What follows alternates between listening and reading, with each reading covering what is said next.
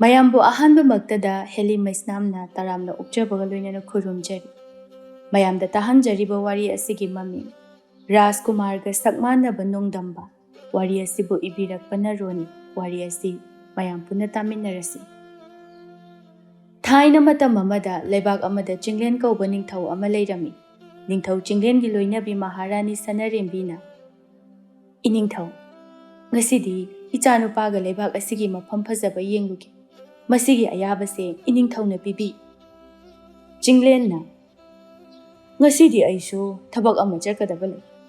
ꯏꯅꯥꯏ ꯏꯁꯦꯟꯁꯤꯡꯁꯨ ꯂꯣꯏꯅ ꯄꯨꯒꯅꯤ. ꯑꯗꯨꯅ ꯌꯥꯔꯔꯣꯏ. ꯃꯊꯪꯗ ꯑꯣꯏꯅ ꯆꯠꯂꯨꯀꯣ." "ꯏꯅꯤꯡꯊꯧ, ꯏꯆꯥꯅꯨꯄꯥꯒ ꯑꯩꯈꯣꯏ ꯑꯅꯤꯈꯛꯇꯪ ꯆꯠꯂꯕꯁꯨ ꯌꯥꯏ." "ꯃꯗꯨ ꯌꯥꯗꯦ, ꯃꯗꯨ ꯌꯥꯗꯦ. ꯑꯩꯁꯦ ꯂꯩꯕꯥꯛ ꯑꯁꯤꯒꯤ ꯅꯤꯡꯊꯧ. ꯂꯩꯕꯥꯛ ꯑꯁꯤꯗ ꯑꯩꯕꯨ ꯅꯨꯡꯁꯤꯗꯕ, ꯑꯩꯒꯤ ꯌꯦꯛꯅꯕ ꯃꯤ ꯀꯌꯥꯁꯨ ꯂꯩꯔꯝꯒꯅꯤ. ꯑꯗꯨꯅꯅꯦ, ꯅꯃꯥꯅꯆꯥ ꯈꯛꯇꯪ ꯆꯠꯄꯗꯣ ꯈꯨꯗꯣꯡꯊꯤꯕ ꯑꯣꯏꯒꯅꯤ." ꯃꯍꯥꯔꯥꯅꯤ ꯁꯅꯔꯦꯝꯕꯤ ꯃꯥꯒꯤ ꯅꯨꯄꯥꯅ ꯌꯥꯗ꯭ꯔꯕꯅꯤꯅ ꯃꯈꯥ ꯇꯥꯗꯅ ꯇꯨꯃꯤꯟꯅ ꯂꯩꯔꯝꯃꯤ꯫ ꯅꯤꯡꯊꯧ ꯆꯤꯡꯂꯦꯟꯁꯨ ꯃꯥꯒꯤ ꯃꯅꯥꯏ ꯃꯁꯤꯜ ꯃꯌꯥꯝꯒ ꯀꯣꯅꯨꯡ ꯑꯗꯨ ꯊꯥꯗꯣꯛꯇꯨꯅ ꯊꯕꯛ ꯑꯃ ꯆꯠꯈꯤꯔꯝꯃꯤ꯫ ꯃꯃꯥ ꯁꯅꯔꯦꯝꯕꯤꯒꯤ ꯀꯔꯤꯁꯨ ꯍꯥꯏꯕ ꯉꯝꯗꯕ ꯃꯇꯧ ꯑꯗꯨꯗ ꯃꯆꯥꯅꯨꯄꯥ ꯔꯥꯖꯀꯨꯃꯥꯔ ꯑꯊꯧꯕꯅ, "ꯏꯃꯥ ꯏꯆꯥꯁꯦ ꯅꯨꯡꯁꯤꯗ꯭ꯔꯥ? ꯃꯤꯅꯗꯤ ꯅꯤꯡꯊꯧꯒꯤ ꯅꯨꯄꯤ ꯑꯉꯥꯡ ꯑꯣꯏꯔꯕꯅꯤꯅ ꯃꯈꯣꯏꯅ ꯆꯥꯅꯤꯡ ꯆꯥꯅꯤꯡꯕ ꯆꯥꯗꯨꯅ ꯍꯔꯥꯎ ꯅꯨꯡꯉꯥꯏꯅ ꯂꯩꯔꯝꯒꯅꯤ ꯈꯜꯂꯝꯒꯅꯤ. ꯑꯗꯨꯕꯨ ꯃꯁꯤꯗ ꯑꯩꯈꯣꯏꯗꯤ ꯏꯅꯤꯡꯇꯝꯅ ꯊꯕꯛ ꯑꯃꯠꯇ ꯇꯧꯕ ꯉꯝꯗꯦ. ꯀꯨꯏꯔꯦ ꯀꯣꯅꯨꯡꯒꯤ ꯃꯄꯥꯟꯗ ꯊꯣꯛꯇꯕꯁꯦ. ꯀꯔꯤꯒꯨꯝꯕ ꯑꯩꯅ ꯔꯥꯖꯀꯨꯃꯥꯔ ꯑꯣꯏꯔꯝꯗ꯭ꯔꯕꯗꯤ ꯂꯩꯕꯥꯛ ꯑꯁꯤꯒꯤ ꯐꯖꯕ ꯃꯐꯝ ꯑꯁꯤꯗ ꯏꯅꯤꯡꯇꯝꯅ ꯀꯣꯏꯆꯠꯁꯨ ꯆꯠꯂꯝꯒꯅꯤ. ꯑꯗꯨꯅꯤ, ꯑꯩꯈꯣꯏ ꯑꯅꯤꯁꯤꯗꯤ ꯄꯣꯟꯗ ꯌꯣꯛꯄ ꯎꯆꯦꯛꯀ ꯆꯞ ꯃꯥꯟꯅꯩ." ꯔꯥꯖꯀꯨꯃꯥꯔ ꯑꯊꯧꯕꯅ, "ꯏꯃꯥ, ꯑꯩꯅ ꯄꯥꯈꯪ ꯐꯥꯔꯀꯥꯟꯗꯁꯨ ꯁꯨꯃꯥꯏꯅ ꯃꯄꯥꯟ ꯊꯣꯛꯍꯟꯗꯅ ꯀꯣꯅꯨꯡꯁꯤꯗ ꯁꯨꯝ ꯊꯝꯒꯗꯧꯔꯤꯕ꯭ꯔꯥ? ꯊꯝꯃꯣꯏꯗ. ꯅꯪꯅ ꯄꯥꯈꯪ ꯃꯄꯨꯡ ꯃꯔꯩ ꯐꯥꯔꯛꯄ ꯃꯇꯝꯗꯗꯤ ꯅꯄꯥ ꯅꯤꯡꯊꯧꯅ ꯆꯠꯄ ꯃꯐꯝ ꯈꯨꯗꯤꯡꯗ ꯅꯪꯕꯨꯁꯨ ꯄꯨꯗꯨꯅ ꯅꯤꯡꯊꯧ ꯑꯃꯅ ꯀꯔꯝꯅ ꯉꯥꯡꯒꯅꯤ ꯍꯥꯏꯅ ꯇꯥꯛꯄꯤ ꯇꯝꯕꯤꯒꯗꯧꯔꯤꯕꯅꯤ." ꯔꯥꯖꯀꯨꯃꯥꯔ ꯑꯊꯧꯕꯅ, "ꯑꯁ, ꯑꯗꯨꯗꯤ ꯊꯨꯅ ꯄꯥꯈꯪ ꯐꯥꯅꯤꯡꯉꯦꯕꯣ. ꯑꯗꯨ ꯑꯣꯏꯔꯗꯤ ꯏꯃꯥꯁꯨ ꯑꯩꯅ ꯆꯠꯄ ꯃꯐꯝ ꯈꯨꯗꯤꯡꯗ ꯄꯨꯕꯤꯔꯅꯤ." ꯁꯅꯔꯦꯝꯕꯤ ꯅꯣꯛꯐꯦꯠ ꯇꯧꯗꯨꯅ, "ꯑꯩꯁꯨꯅꯤ. ꯏꯆꯥꯅ ꯄꯥꯈꯪ ꯐꯥꯕꯗꯣ ꯉꯥꯏꯕꯗ ꯋꯥꯔꯕꯅꯤ." ꯔꯥꯖꯀꯨꯃꯥꯔ ꯑꯊꯧꯕꯅ, "ꯑꯗꯣ ꯏꯃꯥ, ꯑꯩꯈꯣꯏ ꯄꯥꯕꯨꯡꯁꯦ ꯑꯩꯗꯤ ꯌꯥꯝꯅ ꯀꯤꯖꯩ. ꯃꯥꯅꯕꯨ ꯁꯥꯎꯔꯗꯤ ꯃꯤꯍꯨꯟꯒꯁꯦ ꯁ꯭ꯋꯥꯏ ꯂꯥꯎꯏ." "ꯑꯗꯨꯅꯤ, ꯅꯣꯏ ꯄꯥꯕꯨꯡꯁꯦ ꯌꯥꯝ ꯁꯥꯊꯤꯕꯅꯤ. ꯂꯩꯕꯥꯛ ꯑꯁꯤꯒꯤ ꯃꯤꯌꯥꯝꯅꯁꯨ ꯀꯤꯅꯕꯅꯤ. ꯏꯃꯥ, ꯑꯩꯅ ꯅꯤꯡꯊꯧ ꯑꯣꯏꯕ ꯃꯇꯝꯗꯗꯤ ꯃꯤꯆꯝꯒꯨꯝꯅ ꯏꯆꯝ ꯆꯝꯅ ꯂꯩꯒꯅꯤ. ꯑꯩꯈꯣꯏ ꯄꯥꯕꯨꯡꯒꯨꯝꯅ ꯅꯤꯡꯊꯧ ꯑꯃ ꯑꯣꯏꯔꯦ ꯍꯥꯏꯗꯨꯅ ꯑꯐꯥꯎ ꯑꯔꯤꯡ ꯁꯥꯕ ꯑꯁꯨꯃꯥꯏꯅꯗꯤ ꯑꯩꯗꯤ ꯇꯧꯔꯣꯏ. ꯑꯩꯈꯣꯏ ꯄꯥꯕꯨꯡꯒꯤ ꯃꯑꯣꯡꯁꯦ ꯑꯩꯗꯤ ꯌꯥꯝ ꯌꯥꯅꯤꯡꯗꯦ. ꯑꯗꯨꯅꯤ, ꯑꯩꯒꯤ ꯏꯄꯨꯔꯣꯏꯕꯅꯤ ꯍꯥꯏꯕꯒꯤ ꯋꯥꯅꯤ. ꯅꯣꯡꯃꯇ ꯃꯉꯣꯟꯗ ꯆꯩꯕ ꯉꯥꯡꯕ ꯉꯝꯗꯦ. ꯃꯁꯤꯗ ꯁꯣꯏꯔꯦ ꯍꯥꯏꯅ ꯆꯨꯝꯊꯣꯛꯄꯁꯨ ꯉꯝꯗꯦ." "ꯀꯗꯥꯏꯗꯒꯤ ꯉꯝꯒꯅꯤ? ꯑꯩꯈꯣꯏ ꯄꯥꯕꯨꯡꯒꯤ ꯃꯑꯣꯡꯁꯤꯅ ꯀꯥꯟꯅꯗꯦꯁꯦ ꯏꯃꯥ. ꯀꯣꯅꯨꯡꯒꯤ ꯂꯩꯀꯣꯜ ꯑꯗꯨꯗ ꯂꯩ ꯐꯖꯕ ꯌꯦꯡꯉꯨꯁꯦ." ꯑꯁꯤ ꯍꯥꯏꯅꯗꯨꯅ ꯃꯃꯥ ꯃꯆꯥꯗꯨ ꯀꯣꯅꯨꯡ ꯑꯗꯨꯒꯤ ꯂꯩꯀꯣꯜ ꯑꯗꯨꯗ ꯆꯠꯂꯝꯃꯤ꯫ ꯃꯇꯝꯗꯤ ꯁꯨꯝ ꯍꯧꯈꯤꯕꯅ ꯔꯥꯖꯀꯨꯃꯥꯔ ꯑꯊꯧꯕꯁꯨ ꯆꯥꯎꯔꯛꯇꯨꯅ ꯄꯥꯈꯪ ꯃꯄꯨꯡ ꯃꯔꯩ ꯐꯥꯔꯝꯃꯤ꯫ ꯃꯄꯥ ꯅꯤꯡꯊꯧ ꯆꯤꯡꯂꯦꯟꯅ, "ꯍꯩ, ꯏꯄꯥꯒꯤ ꯑꯊꯧꯕ, ꯂꯣꯏꯁꯤꯜꯂꯣ ꯊꯦꯡꯉꯤ. ꯉꯁꯤꯗꯤꯅꯦ, ꯑꯩꯈꯣꯏꯅ ꯆꯠꯀꯗꯧꯔꯤꯕ ꯈꯨꯜ ꯑꯗꯣ ꯌꯥꯝꯅ ꯂꯥꯞꯄꯅꯤ. ꯑꯗꯨꯅ ꯈꯔ ꯉꯟꯅ ꯆꯠꯁꯤ." "ꯍꯣꯏ ꯏꯄꯥ ꯅꯤꯡꯊꯧ. ꯑꯗꯣ ꯏꯄꯥ ꯅꯤꯡꯊꯧ, ꯑꯩꯈꯣꯏꯅ ꯆꯠꯄꯗ ꯏꯃꯥ ꯃꯍꯥꯔꯥꯅꯤꯁꯨ ꯄꯨꯁꯦ. ꯃꯥꯁꯨ ꯅꯨꯡꯇꯤ ꯅꯨꯃꯤꯠ ꯈꯨꯗꯤꯡꯒꯤ ꯀꯣꯅꯨꯡꯗ ꯂꯩꯕꯁꯦ ꯋꯥꯔꯝꯃꯅꯤ." "ꯍꯩ, ꯃꯗꯨ ꯌꯥꯗꯦ. ꯅꯃꯥ ꯃꯍꯥꯔꯥꯅꯤꯗꯤ ꯃꯊꯪ ꯆꯠꯄꯗ ꯑꯣꯏꯅ ꯄꯨꯔꯁꯤ." "ꯏꯄꯥ ꯅꯤꯡꯊꯧ, ꯑꯩꯅ ꯍꯥꯏꯕꯁꯦ ꯑꯃꯨꯛꯇꯪꯗꯤ ꯌꯥꯕꯤꯌꯨ. ꯏꯃꯥ ꯃꯍꯥꯔꯥꯅꯤꯁꯨ ꯄꯨꯁꯤ." ꯃꯆꯥꯅꯨꯄꯥꯅ ꯍꯥꯏꯃꯟꯕꯗꯒꯤ ꯅꯤꯡꯊꯧ ꯆꯤꯡꯂꯦꯟꯁꯨ ꯌꯥꯔꯝꯃꯤ꯫ ꯃꯍꯥꯔꯥꯅꯤ ꯁꯅꯔꯦꯝꯕꯤꯗꯤ ꯀꯣꯅꯨꯡꯒꯤ ꯃꯄꯥꯟꯗ ꯊꯣꯛꯀꯅꯤ ꯈꯟꯕꯗ ꯌꯥꯝꯅ ꯍꯔꯥꯎꯖꯔꯝꯃꯤ꯫ ꯃꯆꯥꯅꯨꯄꯥ ꯑꯊꯧꯕꯅ, "ꯏꯃꯥ ꯃꯍꯥꯔꯥꯅꯤ, ꯉꯁꯤꯗꯤ ꯌꯥꯝ ꯐꯖꯩ." "ꯑꯁꯦꯡꯕꯒꯤ ꯐꯖꯕ꯭ꯔꯅꯦ?" "ꯍꯣꯏ, ꯑꯁꯦꯡꯕꯅꯤ, ꯌꯥꯝ ꯐꯖꯩ. ꯍꯤꯂꯣꯏ ꯍꯥꯏꯕꯗꯣ ꯏꯃꯥ ꯃꯍꯥꯔꯥꯅꯤꯒꯨꯝꯅ ꯐꯖꯔꯝꯒꯗ꯭ꯔꯥ?" ꯁꯅꯔꯦꯝꯕꯤ ꯅꯣꯛꯐꯦꯠ ꯇꯧꯔꯒ, "ꯌꯥꯔꯦꯍꯦ. ꯑꯩꯁꯨ ꯍꯌꯦꯡꯋꯥꯏ ꯑꯩꯒꯤ ꯅꯨꯄꯤ ꯑꯣꯏꯒꯗꯕꯗꯣ ꯏꯃꯥ ꯃꯍꯥꯔꯥꯅꯤꯒꯨꯝꯅ ꯏꯆꯝ ꯆꯝꯖꯕꯤ, ꯃꯁꯛ ꯃꯇꯧ ꯐꯖꯕꯤ ꯄꯥꯝꯃꯤ." "ꯑꯗꯨꯒꯤꯕꯨ ꯏꯃꯥ ꯂꯩꯔꯤꯁꯤꯗꯤ, ꯏꯃꯥꯅ ꯅꯪꯒꯤꯗꯃꯛ ꯃꯁꯛ ꯃꯇꯧ ꯐꯖꯕꯤ, ꯏꯆꯝ ꯆꯝꯖꯕꯤ ꯊꯤꯕꯤꯔꯒ ꯂꯣꯏꯔꯦꯗꯅ." "ꯂꯥꯛꯑꯣ ꯏꯃꯥ, ꯆꯠꯂꯁꯦ. ꯏꯄꯥ ꯅꯤꯡꯊꯧꯅ ꯉꯥꯏꯔꯝꯃꯅꯤ." "ꯍꯣꯏ ꯍꯣꯏ, ꯆꯠꯂꯁꯤ."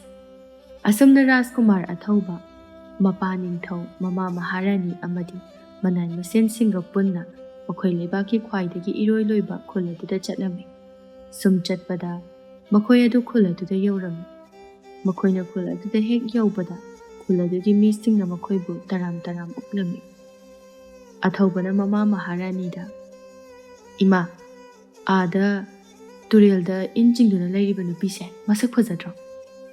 ꯃꯍꯥꯔꯥꯅꯤ ꯁꯅꯥꯔꯦꯝꯕꯤꯅ, "ꯀꯔꯝꯕꯅꯣꯅꯦ? ꯐꯨꯔꯤꯠ ꯑꯉꯥꯡꯕ ꯂꯤꯠꯂꯤꯁꯦ? ꯍꯣꯏꯅꯦ, ꯐꯖꯩꯅꯦꯍꯦ. ꯃꯁꯤꯒꯨꯝꯕꯤ ꯅꯨꯄꯤꯁꯤꯅꯦ ꯑꯩꯅ ꯄꯥꯝꯂꯤꯕꯁꯦ, ꯁꯨꯀꯦ ꯀꯦꯗꯅ ꯏꯆꯝ ꯆꯝꯅ ꯐꯖꯕꯤꯁꯦ꯫ ꯑꯗꯣ ꯏꯃꯥ, ꯃꯥꯒꯤ ꯃꯅꯥꯛꯇ ꯆꯠꯇꯨꯅ ꯃꯥꯒꯤ ꯃꯃꯤꯡ ꯑꯝꯇ ꯍꯪꯕꯤꯌꯨ."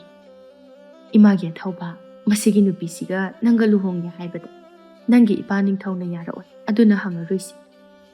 "ꯏꯃꯥ, ꯅꯆꯥꯅ ꯍꯥꯏꯕꯁꯦ ꯑꯃꯨꯛꯇ ꯌꯥꯕꯤꯌꯨꯕ. ꯑꯩ ꯅꯨꯄꯤꯁꯤ ꯌꯥꯝꯅ ꯄꯥꯝꯃꯦ ꯍꯥꯏꯕ. ꯉꯁꯤ ꯃꯥꯒꯤ ꯃꯤꯡ ꯈꯪꯗꯅ ꯆꯠꯂꯒꯗꯤ ꯅꯆꯥꯁꯦ ꯇꯨꯝꯕ ꯆꯥꯕ ꯌꯥꯒꯗꯕ ꯃꯥꯟꯗꯦ." ꯃꯍꯥꯔꯥꯅꯤ ꯁꯅꯥꯔꯦꯝꯕꯤꯁꯨ ꯃꯆꯥꯅ ꯍꯥꯏꯃꯟꯕꯗꯒꯤ ꯇꯨꯔꯦꯜꯗ ꯂꯩꯁꯥꯕꯤ ꯈꯔꯅ ꯏꯟ ꯆꯤꯡꯗꯨꯅ ꯂꯩꯔꯤꯕꯗꯨꯒꯤ ꯃꯅꯥꯛ ꯑꯗꯨꯗ ꯆꯪꯗꯨꯅ, "ꯅꯈꯣꯏꯕꯨ ꯉꯥ ꯀꯌꯥꯝ ꯐꯥꯔꯒꯦꯅꯦ?" ꯂꯩꯁꯥꯕꯤꯁꯤꯡ ꯑꯗꯨꯁꯨ ꯃꯍꯥꯔꯥꯅꯤ ꯁꯅꯥꯔꯦꯝꯕꯤꯕꯨ ꯃꯁꯛ ꯈꯪꯕꯅ ꯂꯩꯁꯥꯕꯤꯁꯤꯡ ꯑꯗꯨꯒꯤ ꯃꯔꯛꯇ ꯋꯥꯡꯕꯤ ꯀꯧꯕꯤ ꯑꯃꯅ, "ꯃꯍꯥꯔꯥꯅꯤ, ꯌꯥꯝꯗ꯭ꯔꯤꯌꯦ. ꯑꯩꯈꯣꯏꯁꯨ ꯉꯥꯏꯍꯥꯛ ꯑꯣꯏꯔꯤꯌꯦ ꯂꯥꯛꯄ." "ꯑꯣ, ꯅꯣꯏ ꯎꯔꯒ ꯂꯩꯁꯥꯔꯤꯉꯩ ꯃꯇꯝꯗꯣ ꯅꯤꯡꯁꯤꯡꯂꯛꯏ." ꯋꯥꯡꯕꯤꯅ, "ꯃꯍꯥꯔꯥꯅꯤꯗꯤ ꯈꯨꯜꯁꯤꯗ ꯀꯔꯤ ꯊꯕꯛꯀꯤ ꯂꯥꯛꯄꯤꯕꯅꯣ?" "ꯁꯨꯝ ꯈꯨꯜꯁꯤꯒꯤ ꯐꯖꯕ ꯌꯦꯡꯕ ꯂꯥꯛꯄꯅꯤ. ꯑꯗꯣ ꯅꯣꯏꯕꯨ ꯅꯃꯤꯡ ꯀꯔꯤ ꯀꯔꯤ ꯀꯧꯕꯒꯦꯅꯦ?" ꯋꯥꯡꯕꯤꯅ ꯃꯃꯤꯡꯁꯤꯡ ꯑꯗꯨꯕꯨ ꯃꯊꯪ ꯃꯊꯪ ꯍꯥꯏꯗꯣꯔꯛꯂꯝꯃꯤ꯫ ꯃꯍꯥꯔꯥꯅꯤ ꯁꯅꯥꯔꯦꯝꯕꯤꯅ, "ꯐꯨꯔꯤꯠ ꯑꯉꯥꯡꯕꯤ ꯂꯤꯠꯄꯤꯁꯤꯒꯤ ꯃꯃꯤꯡꯗꯣ ꯀꯔꯤ ꯍꯥꯏꯕ?" "ꯁꯤꯖ ꯀꯧꯏ." "ꯑꯣ, ꯑꯍꯜ ꯑꯣꯏꯔꯛꯄꯒꯤꯔꯣ? ꯍꯦꯛꯇ ꯀꯥꯎꯏ. ꯑꯗꯨꯗꯤ ꯑꯩꯈꯣꯏ ꯑꯃꯨꯛ ꯆꯠꯂꯒꯦꯀꯣ." ꯑꯁꯤ ꯍꯥꯏꯗꯨꯅ ꯃꯍꯥꯔꯥꯅꯤ ꯁꯅꯥꯔꯦꯝꯕꯤ ꯃꯆꯥꯅꯨꯄꯥꯅ ꯂꯩꯔꯤꯕ ꯃꯐꯝ ꯑꯗꯨꯗ ꯆꯠꯈꯤꯔꯝꯃꯤ꯫ ꯃꯍꯥꯔꯥꯅꯤ ꯁꯅꯥꯔꯦꯝꯕꯤ ꯆꯠꯈ꯭ꯔꯕ ꯃꯇꯨꯡꯗ ꯋꯥꯡꯕꯤꯅ, "ꯏꯇꯥ ꯁꯤꯖ, ꯅꯪꯁꯦ ꯔꯥꯖꯀꯨꯃꯥꯔ ꯑꯗꯨꯅ ꯀꯩꯅꯣꯝꯃ ꯈꯟꯕ ꯃꯥꯜꯂꯤꯗ." "ꯌꯥꯔꯦꯍꯦ, ꯔꯥꯖꯀꯨꯃꯥꯔꯗꯨꯗꯤ ꯑꯩꯈꯣꯏꯒꯤ ꯃꯅꯥꯛꯇꯁꯨ ꯆꯪꯉꯛꯇꯅ ꯑꯩꯈꯣꯏ ꯎꯕꯗ ꯃꯍꯥꯔꯥꯅꯤ ꯁꯅꯥꯔꯦꯝꯕꯤꯗꯣ ꯃꯥꯒꯤ ꯍꯧꯈ꯭ꯔꯕ ꯂꯩꯁꯥꯔꯤꯉꯩ ꯃꯇꯝꯗꯣ ꯅꯤꯡꯁꯤꯡꯗꯨꯅ ꯆꯨꯝꯅ ꯁꯨꯝ ꯑꯩꯈꯣꯏꯒꯤ ꯃꯅꯥꯛꯇ ꯆꯪꯉꯛꯇꯨꯅ ꯃꯤꯡ ꯍꯪꯕ ꯑꯣꯏꯔꯝꯒꯅꯤꯌꯦ." "ꯀꯅꯥꯅ ꯈꯪꯄꯣꯠꯅꯣ ꯔꯥꯖꯀꯨꯃꯥꯔꯤ, ꯑꯗꯣ ꯑꯩꯈꯣꯏꯒꯤ ꯃꯅꯥꯛꯇ ꯆꯪꯂꯛꯄ ꯉꯝꯗꯕꯗꯨꯗ ꯃꯥꯅ ꯃꯍꯥꯔꯥꯅꯤꯗꯣ ꯊꯥꯔꯛꯇꯨꯅ ꯍꯪꯍꯜꯂꯛꯄꯁꯨ ꯌꯥꯏ." "ꯌꯥꯔꯦꯍꯦ, ꯅꯪꯒꯤ ꯋꯥꯈꯜꯗꯣ ꯑꯩꯈꯣꯏꯒꯨꯝꯕ ꯅꯨꯄꯤ ꯑꯁꯤꯗ ꯔꯥꯖꯀꯨꯃꯥꯔ ꯑꯗꯨꯅ ꯐꯪꯉꯝꯒꯗꯕ ꯅꯠꯇꯦ. ꯃꯤ ꯀꯣꯅꯨꯡꯗ ꯃꯁꯛ ꯃꯇꯧ ꯐꯖꯕ ꯅꯨꯄꯤ ꯃꯌꯥꯝ ꯑꯃ ꯂꯩꯔꯝꯒꯅꯤ." "ꯏꯇꯥꯁꯨ ꯐꯖꯩꯗꯨꯗꯤ. ꯀꯣꯅꯨꯡꯗ ꯂꯩꯔꯤꯕ ꯅꯨꯄꯤꯁꯤꯡꯗꯨꯗꯤ ꯃꯃꯥꯏ ꯃꯃꯤꯠꯇ ꯈꯔ ꯌꯦꯛꯁꯤꯟ ꯇꯩꯁꯤꯟꯗꯨꯅ ꯈꯨꯁꯦꯝꯒꯤ ꯐꯖꯕ ꯉꯥꯛꯇꯅꯤ. ꯏꯇꯥꯗꯤ ꯃꯍꯧꯁꯥꯒꯤ ꯐꯖꯕꯅ ꯌꯣꯝꯂꯕꯤꯅꯤ. ꯃꯈꯣꯏꯒ ꯆꯥꯡꯗꯝꯅꯕ ꯌꯥꯄꯣꯠꯇꯦ." "ꯌꯥꯔꯦ ꯌꯥꯔꯦ, ꯉꯥꯁꯦ ꯃꯌꯥꯝ ꯐꯥꯅꯕ ꯑꯝꯇ ꯍꯣꯠꯅꯈꯤꯁꯤ. ꯋꯥꯔꯤꯁꯤꯅ ꯄꯨꯛ ꯊꯟꯒꯗꯕ ꯅꯠꯇꯦ." ꯑꯁꯤ ꯍꯥꯏꯗꯨꯅ ꯂꯩꯁꯥꯕꯤꯁꯤꯡ ꯑꯗꯨ ꯏꯟ ꯆꯤꯡꯕ ꯑꯗꯨꯗ ꯃꯥꯏ ꯑꯣꯟꯁꯤꯜꯂꯝꯃꯤ꯫ ꯔꯥꯖꯀꯨꯃꯥꯔ ꯑꯊꯧꯕꯅ, "ꯑꯁ ꯏꯃꯥ, ꯃꯥꯒꯤ ꯃꯃꯤꯡꯗꯨꯗꯤ ꯐꯖꯩꯍꯦ. ꯃꯁꯛꯇꯨꯒ ꯌꯥꯝ ꯆꯥꯅꯩ." "ꯅꯄꯥ ꯅꯤꯡꯊꯧꯅ ꯈꯪꯂꯗꯤꯅꯦ ꯅꯪ ꯁꯣꯏꯗꯅ ꯋꯥꯊꯤ ꯆꯥꯔꯅꯤ. ꯃꯐꯝ ꯑꯁꯤꯗ ꯑꯃꯨꯛ ꯍꯟꯅ ꯂꯥꯛꯍꯟꯒꯗꯕꯁꯨ ꯃꯥꯟꯗꯦ." "ꯈꯪꯉꯣꯏꯗ ꯏꯃꯥ, ꯂꯣꯟꯅ ꯅꯨꯡꯁꯤꯅꯔꯒ ꯂꯣꯏꯔꯦ." "ꯑꯗꯨꯗꯤ ꯅꯪ ꯅꯨꯄꯤꯁꯤꯒ ꯂꯨꯍꯣꯡꯉꯣꯏ ꯍꯥꯏꯔꯤꯔꯣ?" "ꯏꯕꯨꯡꯉꯣ, ꯅꯪ ꯅꯨꯄꯤꯁꯦ ꯅꯪꯒꯤ ꯅꯨꯄꯤ ꯑꯣꯏꯅ ꯂꯧꯕ ꯉꯝꯂꯣꯏꯗꯕ ꯑꯣꯏꯔꯒꯗꯤ ꯅꯨꯡꯁꯤꯅꯒꯅꯨ. ꯏꯃꯥꯁꯨ ꯅꯨꯄꯤꯅꯤ." "ꯏꯃꯥ, ꯑꯩ ꯃꯥꯕꯨ ꯂꯧꯔꯣꯏ ꯍꯥꯏꯕ ꯅꯠꯇꯦ. ꯂꯣꯟꯅ ꯀꯣꯏꯒꯦ ꯍꯥꯏꯔꯤꯕꯅꯤ. ꯀꯔꯤꯒꯨꯝꯕ ꯄꯥꯕꯨꯡꯅ ꯈꯪꯂꯛꯂꯕꯗꯤ ꯅꯨꯄꯤꯁꯦ ꯑꯋꯥꯐꯝꯗ ꯇꯥꯅꯤ ꯍꯥꯏꯕꯒꯤ ꯋꯥꯅꯤ." "ꯑꯗꯨꯅꯤ ꯏꯕꯨꯡꯉꯣ, ꯅꯪ ꯃꯥ ꯅꯠꯇꯕ ꯑꯃ ꯀꯣꯏ. ꯀꯩꯁꯨ ꯈꯪꯖꯗꯕꯤ ꯏꯆꯝ ꯆꯝꯖꯕꯤ ꯅꯨꯄꯤꯁꯦ ꯅꯪꯒꯤ ꯍꯥꯛꯇꯛꯇꯒꯤ ꯋꯥꯍꯟꯕꯗꯣ ꯄꯥꯝꯗꯦ. ꯅꯪꯒꯤ ꯏꯄꯥ ꯅꯤꯡꯊꯧꯅ ꯈꯪꯂꯛꯂꯕꯗꯤ ꯅꯨꯄꯤ ꯑꯁꯤꯗ ꯑꯣꯏꯅ ꯇꯥꯏꯅꯈꯤꯅꯤ." "ꯏꯃꯥ ꯃꯍꯥꯔꯥꯅꯤ, ꯑꯩꯅ ꯐꯅꯅꯕ ꯁꯤꯟꯒꯦ. ꯏꯄꯥ ꯅꯤꯡꯊꯧꯗꯨꯗ ꯈꯪꯍꯟꯕꯤꯒꯅꯨ. ꯑꯩ ꯃꯥꯕꯨ ꯊꯃꯣꯏ ꯁꯦꯡꯅ ꯅꯨꯡꯁꯤꯕ ꯍꯥꯏꯕꯗꯣ ꯑꯣꯏꯔꯦ." ꯑꯁꯨꯝꯅ ꯔꯥꯖꯀꯨꯃꯥꯔ ꯑꯊꯧꯕ ꯁꯤꯖꯈꯣꯏꯒꯤ ꯈꯨꯜ ꯑꯗꯨꯗ ꯅꯨꯡꯇꯤ ꯅꯨꯃꯤꯠ ꯈꯨꯗꯤꯡꯒꯤ ꯆꯠꯇꯨꯅ ꯁꯤꯖꯒ ꯎꯅꯔꯝꯃꯤ꯫ ꯁꯤꯖꯁꯨ ꯑꯍꯥꯟꯕꯗꯗꯤ ꯔꯥꯖꯀꯨꯃꯥꯔ ꯑꯊꯧꯕꯅ ꯍꯥꯏꯕꯗꯨ ꯌꯥꯕꯤꯔꯝꯗꯦ, ꯑꯗꯨꯕꯨ ꯔꯥꯖꯀꯨꯃꯥꯔ ꯑꯊꯧꯕꯅ ꯍꯥꯏꯃꯟꯕꯗꯒꯤ ꯀꯣꯟꯅꯊꯪꯗꯗꯤ ꯌꯥꯕꯤꯔꯝꯃꯤ꯫ ꯁꯤꯖꯅ ꯔꯥꯖꯀꯨꯃꯥꯔ ꯑꯊꯧꯕꯗ, "ꯔꯥꯖꯀꯨꯃꯥꯔ, ꯅꯍꯥꯛꯅ ꯈꯨꯜ ꯑꯁꯤꯗ ꯍꯦꯛ ꯍꯦꯛ ꯂꯥꯛꯄꯁꯦ ꯑꯩꯗꯤ ꯌꯥꯝ ꯄꯥꯈꯠꯂꯤ. ꯀꯔꯤꯒꯨꯝꯕ ꯅꯪꯒꯤ ꯏꯄꯥ ꯅꯤꯡꯊꯧꯅ ꯈꯪꯂꯛꯂꯕꯗꯤ ꯑꯩꯗꯤ ꯌꯥꯝꯅꯁꯨ ꯀꯤꯖꯩ." "ꯀꯤꯔꯨꯅꯨꯗ, ꯅꯪꯒꯤꯗꯃꯛꯇ ꯑꯩ ꯂꯩꯔꯤꯁꯤꯗꯤ." "ꯑꯩꯗꯤ ꯑꯩꯈꯣꯏ ꯑꯅꯤꯁꯦ ꯊꯨꯡꯅꯒꯗꯕ ꯃꯥꯟꯗꯦ." "ꯀꯩꯗꯧꯕꯒꯤ ꯊꯨꯡꯅꯔꯣꯏꯗꯧꯔꯤꯕꯅꯣ?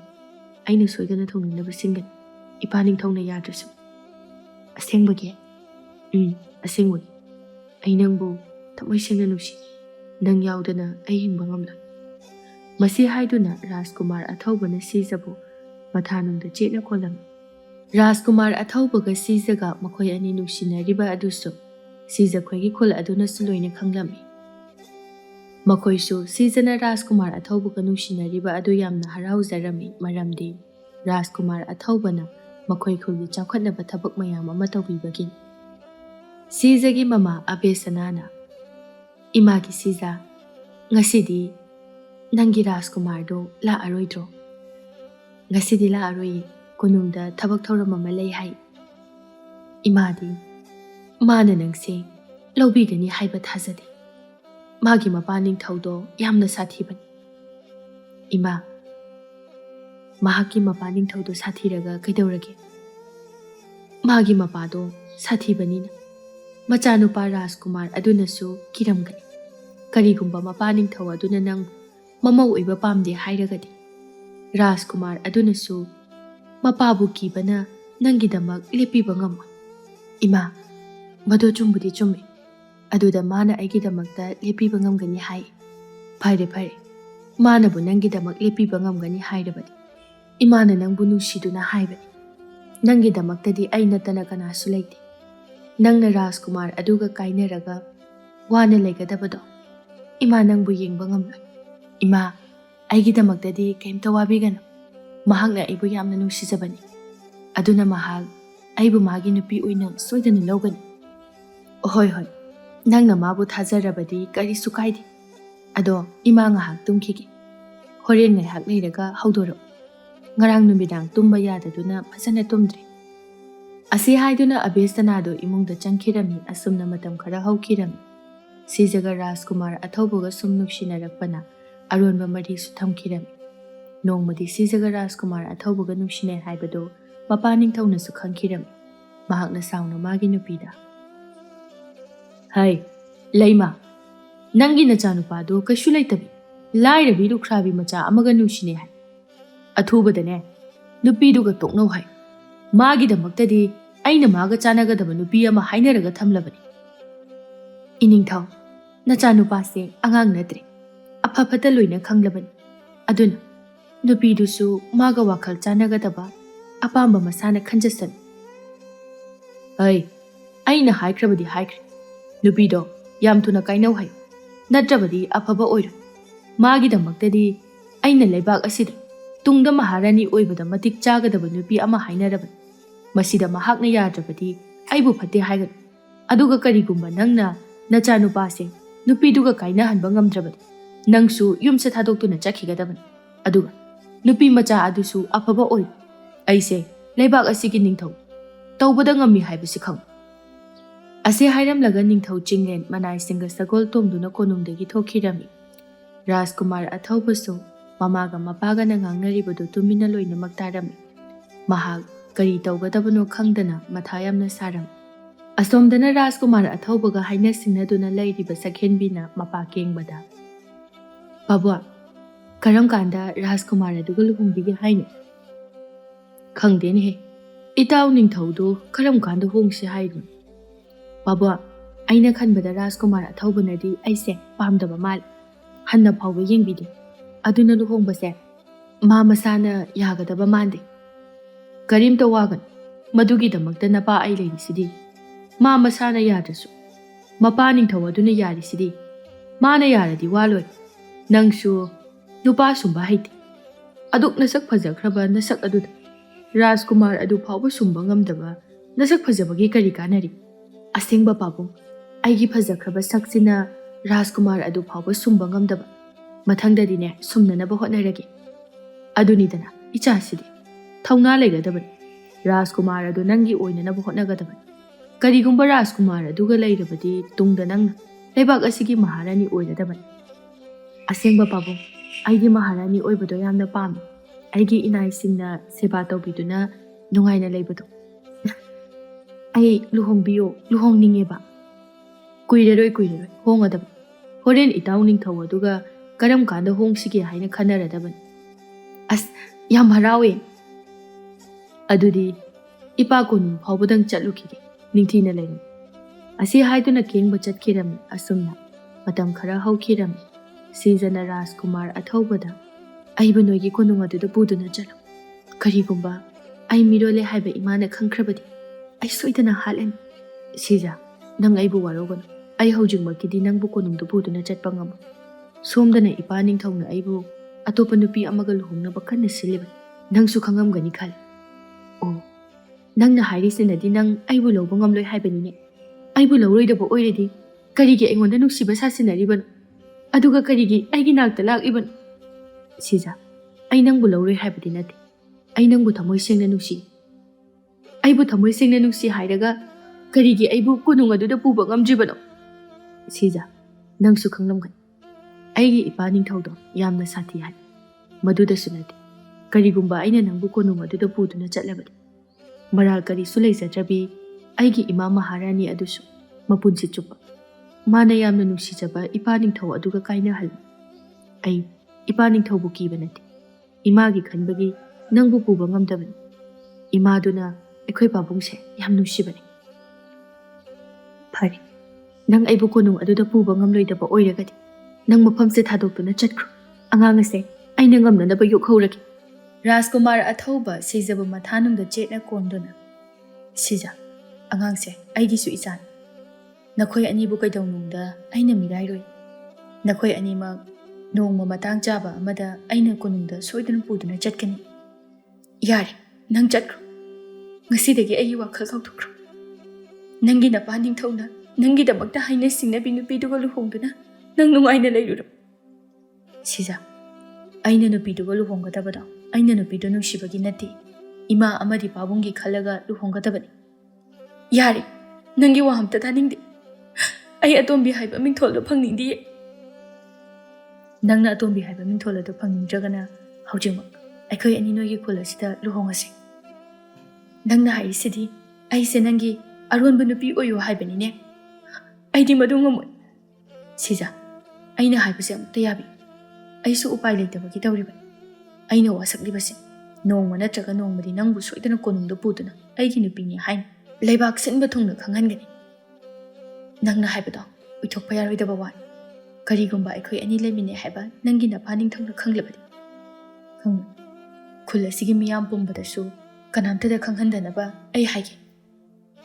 ꯁꯤꯖꯁꯨ ꯔꯥꯖꯀꯨꯃꯥꯔ ꯑꯊꯧꯕꯅ ꯍꯥꯏꯃꯟꯕꯗꯒꯤ ꯌꯥꯈꯤꯔꯝꯃꯤ꯫ ꯑꯁꯨꯝꯅ ꯔꯥꯖꯀꯨꯃꯥꯔ ꯑꯊꯧꯕꯒ ꯁꯤꯖꯒ ꯂꯣꯟꯅ ꯁꯤꯖꯈꯣꯏꯒꯤ ꯈꯨꯜ ꯑꯗꯨꯒꯤ ꯈꯨꯟꯖꯥ ꯃꯌꯥꯝꯅ ꯂꯨꯍꯣꯡꯕꯤꯔꯝꯃꯤ꯫ ꯁꯤꯖꯒꯤ ꯃꯃꯥ ꯏꯕꯦꯝꯃ ꯑꯕꯦꯁꯅꯥꯅ, "ꯏꯕꯨꯡꯉꯣ ꯔꯥꯖꯀꯨꯃꯥꯔ, ꯑꯩꯈꯣꯏꯅ ꯇꯧꯔꯤꯕꯁꯤ ꯆꯨꯝꯂꯤꯕ꯭ꯔꯥ ꯂꯥꯜꯂꯤꯕ꯭ꯔꯥ ꯑꯩ ꯈꯪꯗꯦ. ꯑꯗꯨꯕꯨ ꯑꯃꯕꯨ ꯑꯣꯏꯔꯣ ꯑꯃꯕꯨ ꯑꯣꯏꯔꯣ, ꯅꯪ ꯑꯩꯒꯤ ꯏꯆꯥꯅꯨꯄꯤ ꯁꯤꯃꯗꯤ ꯊꯥꯗꯣꯛꯄꯤꯒꯅꯨ.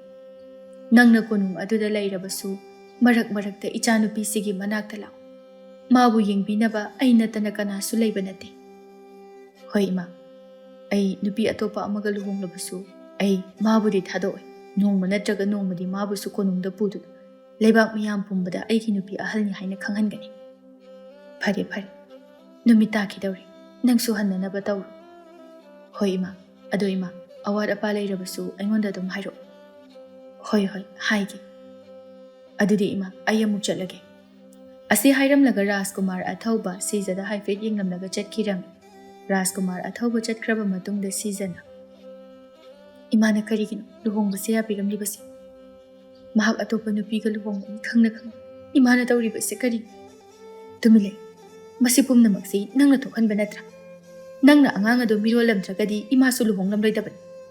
ꯅꯪꯅ ꯐꯅ ꯑꯩꯉꯣꯟꯗ ꯂꯣꯠꯅꯅꯕ ꯍꯣꯠꯅꯔꯕꯁꯨ ꯏꯃꯥ ꯂꯣꯏꯅ ꯈꯪꯏ. ꯅꯈꯣꯏ ꯑꯅꯤꯅ ꯁꯥꯟꯅꯔꯤꯕ ꯋꯥꯔꯤ ꯄꯨꯝꯅꯃꯛ ꯏꯃꯥꯁꯨ ꯇꯥꯏ. ꯈꯨꯜ ꯑꯁꯤꯒꯤ ꯃꯤꯁꯤꯡꯅ ꯈꯪꯂꯛꯂꯕꯗꯤ ꯅꯪꯕꯨ ꯀꯔꯤꯅꯤ ꯍꯥꯏꯅꯒꯅꯤ? ꯃꯗꯨꯒꯤꯁꯨ ꯃꯊꯛ ꯑꯗꯨꯛ ꯅꯍꯥ ꯑꯣꯏꯔꯤꯕꯤ ꯅꯪꯅ ꯀꯔꯝꯅ ꯅꯊꯟꯗ ꯅꯆꯥ ꯑꯁꯤ ꯌꯣꯛꯇꯨꯅ ꯂꯩꯍꯧꯒꯅꯤ? ꯅꯪꯒꯤꯅꯤ ꯍꯥꯏꯕꯗ ꯑꯩ ꯅꯠꯇꯅ ꯀꯅꯥ ꯂꯩꯔꯤꯕꯒꯦ?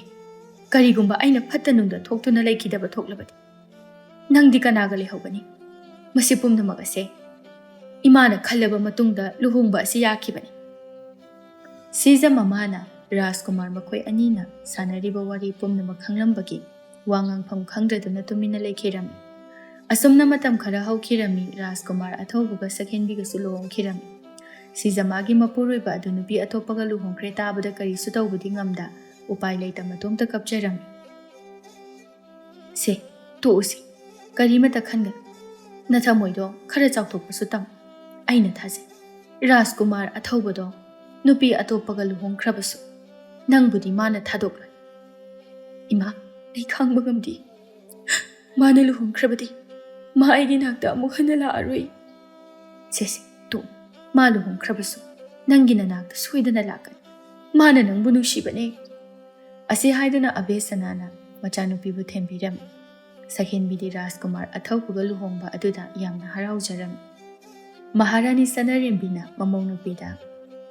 Sakhenbiya, nangbu sida leibabu hainabro. Hainiri ima Maharani. Maharani do haptrasu ima adum kau. Hoima, ado nangbu cha insang thongba haibro. Hai, yumda cha insang thongnanaba mi mayam ama thamlabasu. Aikhoi pabungna amata thonghande. Makhoina thongbadagi aina thongbana hena hawi haiduna ai adum thonghali. Adudi yam phaina. Ado ima, kaigino. Rajkumar athobase hanadi yamna wangangali. Haujikti aina kaubusu inthinungaina khumbide. Magise aibu pamdabagira. Adugi oiramoida kaidobugi mana nangbu pamloidoribano. Nasak haira yamna phajai. Khangdeda. Magi mawongse ai gyan tade. Luhongba ngarang da ngai. Aduga hayeng amuk konunga se thadoktuna kadaida noma amuk chatkani hai. Adushu numit nini hala oi hai. Magi chattaba yadaba thabak ama leibagi oiramganida. Ado nangbu tumningdribo. Tumningdri aidi. Imaga wari sabase yam nungai. Ima se yamna pharamgadaba sumali. Ado ima nachabu apukpa nachamakni khanduna nushibi. Hoini. Aisu ichanupi amata yaudabani nangse aigi apokpa ichanupi ni khanduna yamna nusi. Ado theng tumnanaba tawrasi. Hoima. Asumna makhoi anido imungda changkhirami. Asumna ahing adu mahaukhiduna nongalaklam. Rajkumar athauba ngana haugatuna magi nupi sijagi manakta chatkhinaba loisilami.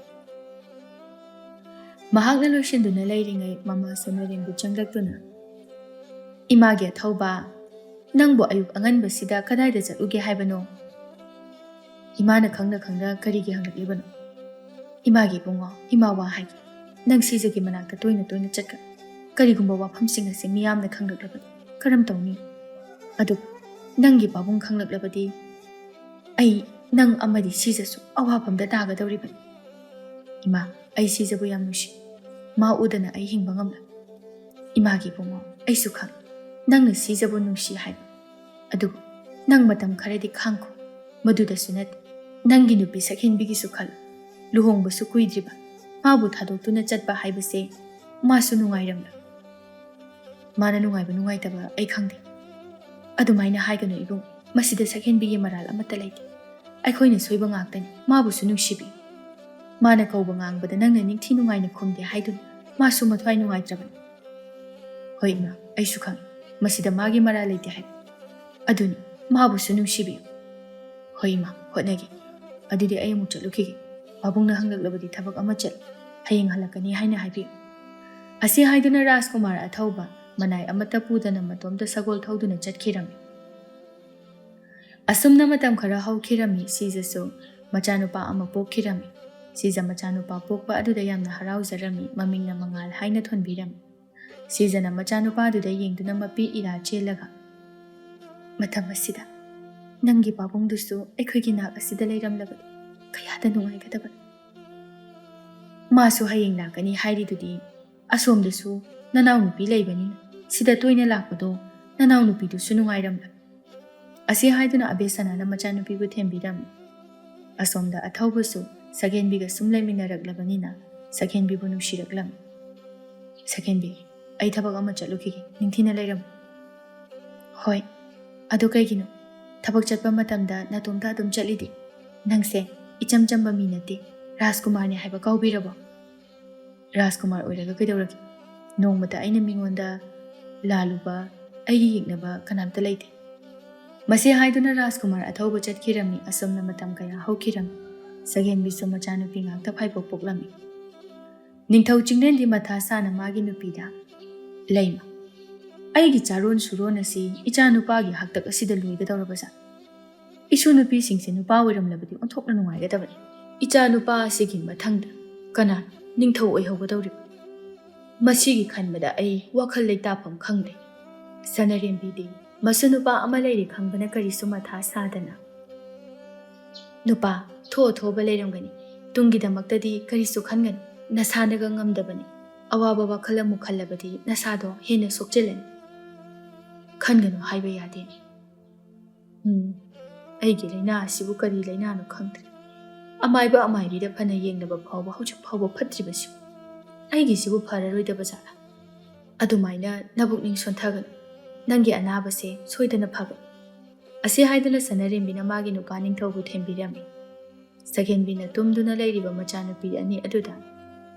Hai, mani matum, mani tombi. Nakoy ani bu hawgalone, thingene. Nabukana pugana, makoy manakta lao haibane, hawgalo. Machanupi ahal mani matumna. Kaidawagi lao haino, madugi ahalani do. Kok sikrati nungai duine. Asengba, madugi ahal singdo kok sikrati ontokna phagani. Makoy ani leibadagi kunung sida kusira sida ubangamdri. Hai, ngangdana leirano hawgalo. Nabukana pugana engonda ngangbana loi. Nakoy se, yahaw thengmali, nasa phararoy haidana. Imama harani, aikoy nangana hawgalaga kari tawgatabano. Ho nasa pharoy haye. Se, hawgalo, nangina pudusu masayam nangamdaban. Nakoy ani chatuna magi manakta leiruro. Mani matumga mani tombiga sutanatana hawgalami asomdana siza, macha mangal, mabok abe sanana. Manglakna duna leikidabadagi makoy kaptuna leirami. Imagi mangal, nangi nabokse, aikoy bu thadokduna chatkri. Ima, ngasidagi aibu abokna, isu thoiba haina amuk hana kaurareko. Ase haiduna mangal nupa oijarabasu, mamada konduna, mabok leikidabagi kaplami. Asumna matam khara hawkirami sijagi mama wangbina. Ita, nangbu karam kanda Rajkumar aduna magi konung aduda pubini haige. Khangde, mana matang matam chaba amada pubini haibin. Adubu hojik phawba pubidi. Janupadi pakhang phagadawi. Bangalnadi konungda chatlasena di haibra. Haide, masu wafam pumbasi khangbani na nongbada konungda chasi haide. Adubu konung ado. Kamaina tawbuno haibadi yengningi hai.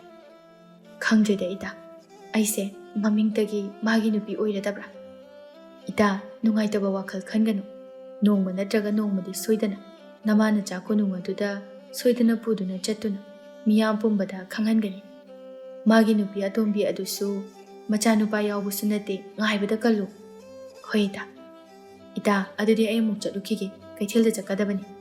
Asi haiduna wangbi chatkirami wangbi chatkraba matungda mangal. Mamanaba nongtambaga mayumda laklami. Mama sizana mayumda lakliba machanupa amadi nongtambada. Ngasidi nakoy ani kai yawruraba. Kaisu chateda itaw nongtamba koygi ingkholda manama singthaduna lei. Adudi yam phaine. Adu nongtamba nangi abok nabadubu khara pharabro. Hanadagi sonjilai. Kainone he amaibada la yengdrabo. Yenge, hidak lang thaksu chaba budi chabani, adubu yade. As, adudi yam luine. Khangdreda ine, aigi abokse, aibu thadokduna chakrabadi haina yamna pakhali. Kaisu tawroida, wakhal hena khanjingan, nangi awar apa leirabasu ineda adum hai, ikaigan. Hoi ine. Ima, aiga nongdambaga sakhitnabase, khangba ngambra.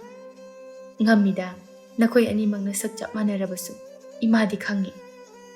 Ngasai, itawgi maboktuna aibu itaw nongdambani khanduna ngangaiba. Masu khangamganida, ahanga oibaduda masa nungaidabaga, seran turan ubagi oiramgani. Kulsigi miyoisingnasu, marakta akoy anise, karambana mangalno, karambana nongdambano haiba, khangba ngamde, hekta one. Adubudi nasaksu chap mani, sawung sada chap mani. Adugin, imadi nakoy anibo nungtigi laiminara abanina khangba ngam. Khangdida ine, akoy anise, ichil inaw sunate, kaidawagi asuk yamna manaribano, machil manaw phawba akoy anigumna manaramla. Nakoy ani nachinanaw oitrabasu, yamna luna tinaba, nungsinaba marup ama oirisidi, masigidamakta, laina masak chap manana sembo oiramgani. Adudi itaw, ayamuk chatlukige, chaksu thongdribani, abokto, matomta leiramani. Itaw, chak thonggani haibabu chengbu leirabra. Khara pukhu yarani de itaw khoina mateng pangwanbagi ikairi ngasidi puraroige mathangda amu purage karigi kairino ꯃꯔꯨꯞ ꯍꯥꯏꯕꯁꯤꯗꯤ ꯑꯃꯅ ꯑꯃꯒꯤ ꯃꯇꯦꯡ ꯄꯥꯡꯅꯒꯗꯕꯅꯤ. ꯑꯗꯨꯅꯤ. ꯃꯔꯨꯞ ꯍꯥꯏꯕꯁꯤꯗꯤ ꯑꯃꯅ ꯑꯃꯒꯤ ꯃꯇꯦꯡ ꯄꯥꯡꯅꯒꯗꯕꯅꯤ. ꯅꯇꯥꯎ ꯃꯉꯥꯜꯅꯁꯨ ꯅꯪꯉꯣꯟꯗ ꯃꯇꯦꯡ ꯅꯤꯕ ꯃꯇꯝ ꯌꯥꯎꯔꯛꯀꯅꯤ. ꯍꯣꯏ ꯏꯅꯦ, ꯑꯗꯨꯗꯤ ꯏꯅꯦ ꯑꯩ ꯆꯠꯂꯨꯈꯤꯒꯦ. ꯏꯇꯥꯎ ꯑꯩ ꯆꯠꯂꯨꯈꯤꯒꯦ. ꯍꯌꯦꯡ ꯑꯃꯨꯛ ꯊꯦꯡꯅꯔꯁꯤ. ꯃꯁꯤ ꯍꯥꯏꯗꯨꯅ ꯅꯣꯡꯗꯝꯕ ꯆꯠꯈꯤꯔꯝꯃꯤ. ꯑꯁꯣꯝꯗꯅ ꯅꯤꯡꯊꯧ ꯆꯤꯡꯂꯦꯟ ꯑꯅꯥꯕ ꯁꯨꯝ ꯍꯦꯟꯖꯤꯜꯂꯛꯄꯗꯒꯤ ꯁꯤꯈꯤꯔꯝꯃꯤ. ꯃꯍꯥꯔꯥꯅꯤ ꯁꯅꯔꯦꯝꯕꯤꯗꯤ ꯃꯥꯒꯤ ꯅꯨꯄꯥ ꯅꯤꯡꯊꯧ ꯂꯩꯈꯤꯗꯕ ꯑꯗꯨꯗ ꯆꯥꯎꯊꯣꯛꯑꯣ ꯍꯥꯏꯕ ꯑꯃꯠꯇ ꯌꯥꯔꯝꯗꯦ. ꯔꯥꯖꯀꯨꯃꯥꯔ ꯑꯊꯧꯕꯅ ꯃꯃꯥ ꯃꯍꯥꯔꯥꯅꯤꯗ "ꯏꯃꯥ, ꯅꯁꯥꯗꯣ ꯌꯦꯡꯕ ꯌꯥꯗ꯭ꯔꯦ. ꯈꯔ ꯀꯥꯎꯊꯣꯛꯄꯁꯨ ꯇꯝꯃꯨ. ꯏꯃꯥꯅ ꯁꯨꯃꯥꯏꯅ ꯋꯥꯈꯜ ꯅꯨꯡꯉꯥꯏꯇꯅ ꯂꯩꯕꯁꯦ ꯑꯩꯈꯣꯏꯁꯨ ꯅꯨꯡꯉꯥꯏꯇꯦ." ꯃꯍꯥꯔꯥꯅꯤ ꯁꯅꯔꯦꯝꯕꯤ "ꯈꯪꯗꯦ, ꯑꯩꯁꯨ ꯀꯥꯎꯊꯣꯛꯅꯕꯗꯤ ꯍꯣꯠꯅꯕꯅꯤ. ꯑꯗꯨꯕꯨ ꯁꯨꯛꯉꯝ ꯉꯝꯗꯦ. ꯑꯗꯣ ꯉꯁꯤꯗꯤ ꯏꯃꯥ ꯋꯥ ꯑꯃꯇ ꯍꯥꯏꯒꯦ." "ꯀꯩ ꯋꯥꯅꯣ ꯏꯃꯥ?" "ꯅꯪꯒꯤ ꯅꯨꯄꯤ ꯑꯍꯜꯒ ꯅꯆꯥ ꯅꯨꯄꯥꯒꯗꯣ ꯀꯣꯅꯨꯡ ꯑꯁꯤꯗ ꯄꯨꯔꯛꯂꯣ." "ꯍꯣꯏ ꯏꯃꯥ. ꯑꯗꯣ ꯏꯃꯥ, ꯋꯥꯐꯝ ꯄꯨꯝꯕꯁꯦ ꯍꯥꯟꯅ ꯅꯃꯧ ꯅꯨꯄꯤ ꯁꯈꯦꯟꯕꯤꯗ ꯍꯥꯏꯗꯣꯛꯄꯅ ꯐꯔꯣꯏꯗ꯭ꯔꯥ?" "ꯅꯠꯇꯦ, ꯃꯃꯥ ꯃꯆꯥꯗꯣ ꯍꯥꯟꯅ ꯀꯣꯅꯨꯡ ꯑꯁꯤꯗ ꯄꯨꯔꯛꯎ, ꯑꯗꯨꯒ ꯋꯥꯐꯝ ꯄꯨꯝꯕ ꯍꯥꯏꯁꯤ. ꯃꯃꯥ ꯃꯆꯥ ꯑꯗꯨꯅ ꯅꯪꯕు ꯌꯥꯝꯅ ꯋꯥꯔꯧꯔꯝꯂꯅꯤ. ꯀꯣꯅꯨꯡꯗ ꯁꯨꯡꯄꯨ ꯄꯨꯕꯤꯗꯦ ꯍꯥꯏ." "ꯋꯥꯔꯧꯔꯝꯃꯣꯏꯗ ꯏꯃꯥ. ꯑꯩꯁꯨ ꯃꯈꯣꯏꯒꯤ ꯃꯅꯥꯛꯇ ꯃꯔꯛ ꯆꯠꯇꯨꯅ ꯃꯈꯣꯏꯕꯨ ꯌꯦꯡꯁꯤꯟꯕꯤꯔꯤꯕꯗꯨꯗꯤ." "ꯑꯗꯨ ꯑꯣꯏꯔꯕꯁꯨ ꯏꯁꯨ ꯅꯨꯄꯥ ꯃꯉꯥꯜ ꯑꯗꯨꯁꯨ ꯄꯥꯈꯪ ꯐꯥꯔꯝꯂꯅꯤ. ꯑꯩ ꯃꯥꯒꯤ ꯃꯁꯛ ꯌꯥꯝꯅ ꯎꯅꯤꯡꯉꯤ. ꯏꯕꯨꯡꯉꯣ, ꯏꯃꯥꯅ ꯍꯤꯡꯂꯤꯉꯩ ꯏꯃꯧꯒ ꯏꯁꯨꯒꯗꯣ ꯀꯣꯅꯨꯡꯁꯤꯗ ꯄꯨꯔꯛꯎ." "ꯍꯣꯏ ꯏꯃꯥ, ꯅꯨꯃꯤꯠ ꯅꯤꯅꯤ ꯂꯩꯔꯒ ꯃꯈꯣꯏꯕꯨ ꯂꯧꯕꯤꯔꯨꯔꯒꯦ." ꯔꯥꯖꯀꯨꯃꯥꯔ ꯑꯊꯧꯕ ꯃꯄꯥ ꯂꯩꯈꯤꯗꯕꯗꯒꯤ ꯃꯄꯥꯒꯤ ꯃꯍꯨꯠ ꯁꯤꯟꯗꯨꯅ ꯃꯍꯥꯛꯅ ꯅꯤꯡꯊꯧ ꯑꯣꯏꯔꯝꯃꯤ. ꯑꯁꯣꯝꯗꯅ ꯅꯣꯡꯗꯝꯕꯅ "ꯏꯇꯥꯎ, ꯅꯪ ꯍꯌꯦꯡꯋꯥꯏ ꯅꯤꯡꯊꯧ ꯑꯣꯏꯔꯕꯁꯨ ꯈꯨꯜꯁꯤꯗ ꯑꯗꯨꯝ ꯂꯥꯛꯎꯀꯣ. ꯑꯩꯕꯨ ꯀꯥꯎꯒꯅꯨꯀꯣ." "ꯀꯩꯗꯧꯕꯒꯤ ꯀꯥꯎꯗꯣꯏꯅꯣ? ꯀꯥꯎꯔꯣꯏꯌꯦ ꯏꯇꯥꯎ. ꯑꯩꯗꯤ ꯀꯣꯅꯨꯡꯗꯕꯨ ꯆꯠꯅꯤꯡꯗ꯭ꯔꯦꯗ. ꯁꯤꯗ ꯂꯩꯕꯁꯦ ꯌꯥꯝꯅ ꯅꯨꯡꯉꯥꯏ. ꯀꯔꯤꯒꯨꯝꯕ ꯑꯩꯅ ꯀꯣꯅꯨꯡ ꯑꯗꯨꯗ ꯆꯠꯂꯕꯗꯤ ꯁꯨꯃꯥꯏꯅ ꯑꯩꯈꯣꯏ ꯑꯅꯤ ꯉꯥ ꯐꯥꯕ ꯆꯠꯄꯁꯦ ꯆꯠꯂꯔꯣꯏ. ꯅꯤꯡꯊꯧꯒꯤ ꯃꯆꯥꯅꯤ haiduna lemna layrudoin. As masi khanbada tallida. Adu natraga nang konungda jaluranu. Sida dum layrasi. Aishu nang laytradi nungairaroi. Chatrabasu yabani. Adubu imagi khalaga chattabadi yari. Imana ipaning thaubu yamna nushibani. Imana ipaning thaubu punna harauna leminabado pam. Khangdeda. Ipaning thauda imaga aigasi konungda pupiroitaba jala khangde. Punida kemta khanganu. Nangi namatona dusu angang nupa pupusu nate. Nangna ningthau oidana nachanupi Rajkumari aniduna ningthau oiba yabro. Matangna yadabagi pudaba oirangani. Chumme itaw. Ado itaw. Aidi ningthau bamda oiningdeda. Apangba nangna ningthau oiradi tawningbada tawba yare kaino. Nangna apama nupi su phangani. Yare he. Kari nupi nu. Ay hainade. Yes, hainade kaino. Nayum panbadi aingondagi hanine. Haloi kamaina handoino. Aidi hoju phawba koinaba nupi leitri. Nangidi chinjau bi leiridudi. As itaw adumaina de hainuda. Tamphamani do machin jawrasu phajabani. Hoine phajaine aina thiye haibro. Machin jawi khakta haibani. Isis sidabaga yadine michanga chang. Changdradi kaino. Hoida changu kaisu kaide. Ado horen numidangdi noyumda oina chak chase nga leirusi. Yai. Adudi kaithelda chalurasi. Asi haidana makhoi anidu kaithelda chatkirami. Asumna matam khara haukirami. Sijaga mangalgasu ningthau athaubana konungda puraklami. Ningthau athauba lona nupi ama lauduna leiramle haiba pawasi leibak sin thungna khanglami. Leibak adugi miyamsu ningthau athaubagi mahut sinnanaba machanupa leire khanbada yamna haraujarami. Adubu mi kharanadi ningthau athaubabu haithirami. Sakhenbidi magi nupa ningthauna nupi lauduna leiramba aduda yamna saunginglami. Mahakna konung adu thadoktuna chatke haiba phawbu khalami. Adubu machanupi anigi khalaga mahak konung adudi thadoktuna chatpa ngamlamde. Mani matunga mani tombigadi Mabung Rajkumar ama leire khanbada aduki matik haraujarami. Mani tombina mama Sakhenbida Ima Maharani Ichanupa yaude haina wazabado warurano hojikti Ibung Rajkumar leire. Aikoi ima halsu yam phai. Aikoi buluna tawi. Karigino nakhoi anise angang macha sunate. Aduga karigino atok pangliba. Migi macha sina hayengwai ningthau oiduna. Takhoina minaigumda leibaduro noina pamlibase. Kay wanoda ima. Ima halga ibungase mitopsu nati. Makoisu aikoigi imungni kaino. Ima pundrasu ipadi pulisidi. Hayengwai ipagi mahuta mana ningthau oidana. Mitopna laaga ningthau oigadro. Aduni kaidobagi akoina minai oidoino. Aikoi imung amatani. Ibungnasu ichega aigase hekpok minaba machalgumna khalamgani. Nakoi ani mangai ni khangise.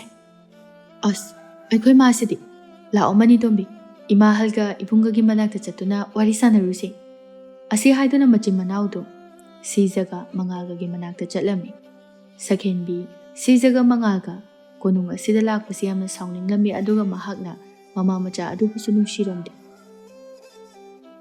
Ningthau athaubana Sija hojikti nang maharani haibado oirabani.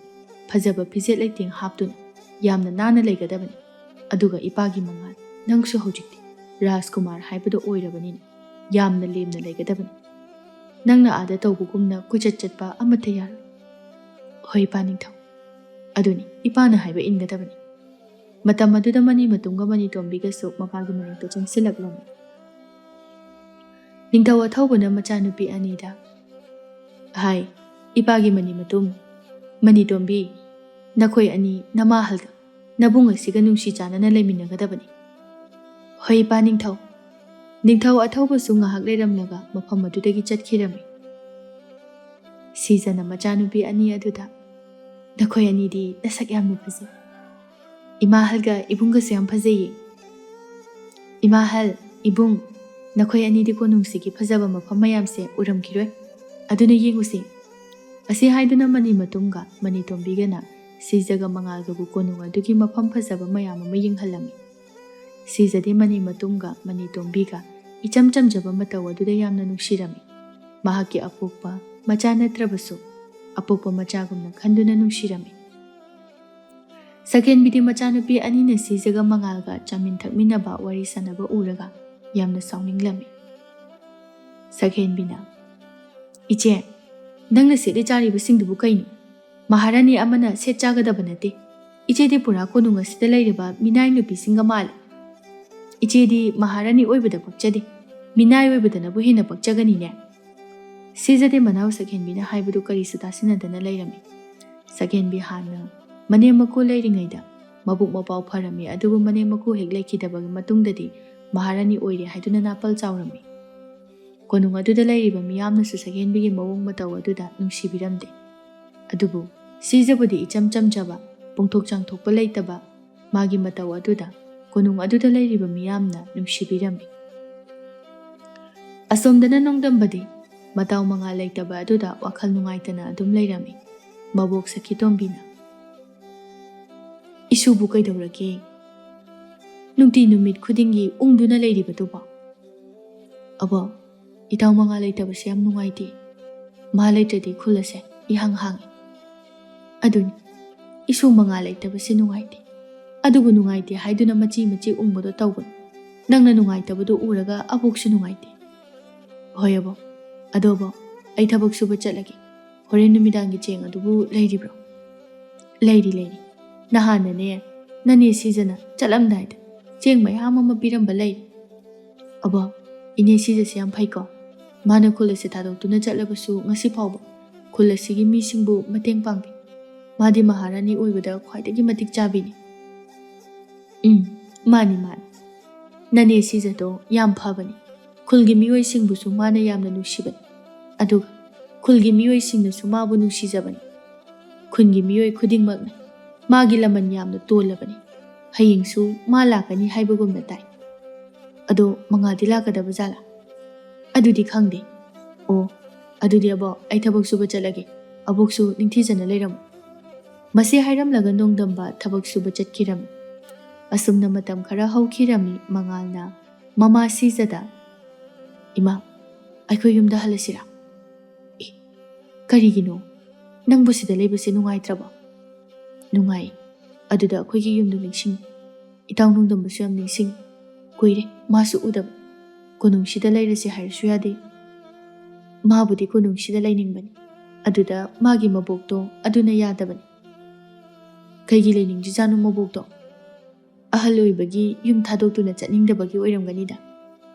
Ima, imatonse akhoi anibu nusidaba male. Nongmata aibu phajana kaubi ngangbi tawde. Nongma natraga nongmadi akhoi anibu nusirakpasu yaida. Ma akhoi sauningduna tawribani. Hoi, ma sauningnamba yai. Ipa ningthawna imabu lona laurambagi. Adubu masu miyoibani. Ngakpiba yaina. Imanadi ichal anibu apokpa machagumna khanduna nungsiba ngamlaga. Manadi aibu machagumna khanba ngamdaba nungsidaba. Ibungo, miyoiba haibase amatta manade. Masu nongma natraga nongmadi akhoi nungsirakani. Ima, aidi akhoi khulatuda haningi. Halasira ima. Bungo, madu yade. Karigumba na akhoi pabung ningthawsi leikidaba thoglabadi. Konungsida kanana ningthaw oihogani. Aduga konung ase kanana ngak sengani. Nang ipa ningthawnasu nangonda asa yamna chauna thamlibani. Ima, aibu ningthaw oibada lebak ngakpa haigadrani. Kaidawbagi hairoidoino nangi ipa ningthawna takpirabadudi. Lebak asida leiriba khul mayamdasu nangbu pubiribasidi. Adubudi chumi, aduda lebak ngakpa hairoidraina khanba. Kaidawbai hairoidoino nangi ipa ningthawna haiba khuding takpiba khuding ilu. Madudata adum hairakani. Hoi ima, ado ima, aina ningthawga oiradi aigi itaw nungdambada aigi achanba manai oihengani. Hoi, adudi ima ko nungsigi leikol aduda potharugi. Maduda leiraga aigi thamoise ingbagumna tawi. Asi haiduna sija chatkirami asumna matam khara hokirami. Sakhenbidi magi nupa ningthawna machanupa mangala amadi sijabuluna chana tawbu uraga yamna kalakjarami. Sakhenbi nongmugi phattaba wakhal khanbu sum henjilaklami. Mahakna machanupi singda nakhoi ani ngasidi ima wa haige. Kaiwano ima maharani. Haujikse nakhoi pangbagi matam nate. Nangi nabung pokminadabase ningthaw oidanaba honasi. Akhoi imungsida nupa yauribase ma khaktani. Mana ningthaw oidana kanana ningthaw oigadabano. Aina ningthaw oyu hairo. Karigino nakhoi na adu pangliba. Masigi pokminadaba nabung asina ningthaw oiraga akhoi na nungaina legani khanbro. Aidi michana ningthaw oibase pamde. Mana ningthaw oibagi sarukpudi nakhoi anina maharani oiduna lebak ase ngakpane hena phai. As imana haibado chatnaba yaroi. Ibungse leina akhoi anina karamna lebak ngakadawribano. Ibungsina lebak asigi ningthaw oibada akhoi kaisu nungaitaba leiroi. Akhoi di mahakse pokminaba ibung oina khali. Ima halga ibungase phattaba minate. Yamna phabani. Imana makhoibu lana khanbagi phattana ubani. Hey, nakhoina khangdaba ama leiri. Miyoiba haibase mapan thongda uriba saktam aduna aphaba mini haiba yar. Makhoi mama machana khaliba wakhal pumnama imadi uba ngami. Karigumba machanupa ahalasina ningthawga oiraklabadi. Leiriba lanthum sampati pumnamak magi mingda loinamak leiradabani. Nakhoidi magi makhada loina leiradabani. Nakhoi anidi mamingtagi maharani oiradabani. Imadi nakhoi anibu tungi khalaga haibani. Machanupi anidusu mamana hairiba wadu munna khalaga leirami.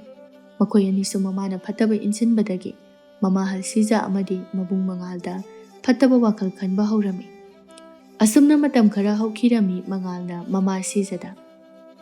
Ima, ichal singse hana akhoi anina konungasida ahanba lakpaduga yam manadri yam hong. Hanadi aibu harau kubi. Hojikti aibu kaukidri. Aina kaurabasu phajana khumkidri. Nangonda khakta nate aingonda suni. Hanadi makhoi ani aigi nakta laktuna aingonda harau wari saramu. Adubu hojik makhoi aigi nakta laktri.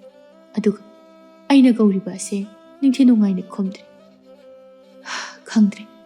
Akhoi anina makhoi ki nungaitanaba kari thabakpu tawrubano. Ima, aidi akhoi ki khungang aduda haningli. Sida leibase hainadri. Aisu akhoi ki khungang aduda haningab. Adu napa ningthawgi khallaga hanba ngamdabani. Ado ima, hayengdi akhoi ki khungang aduda chatlusidana. Chatlusi. Horen napa ningthaw laaga hairasi. Ado ima, numit humni leinanaba hayo. Hoi haigi.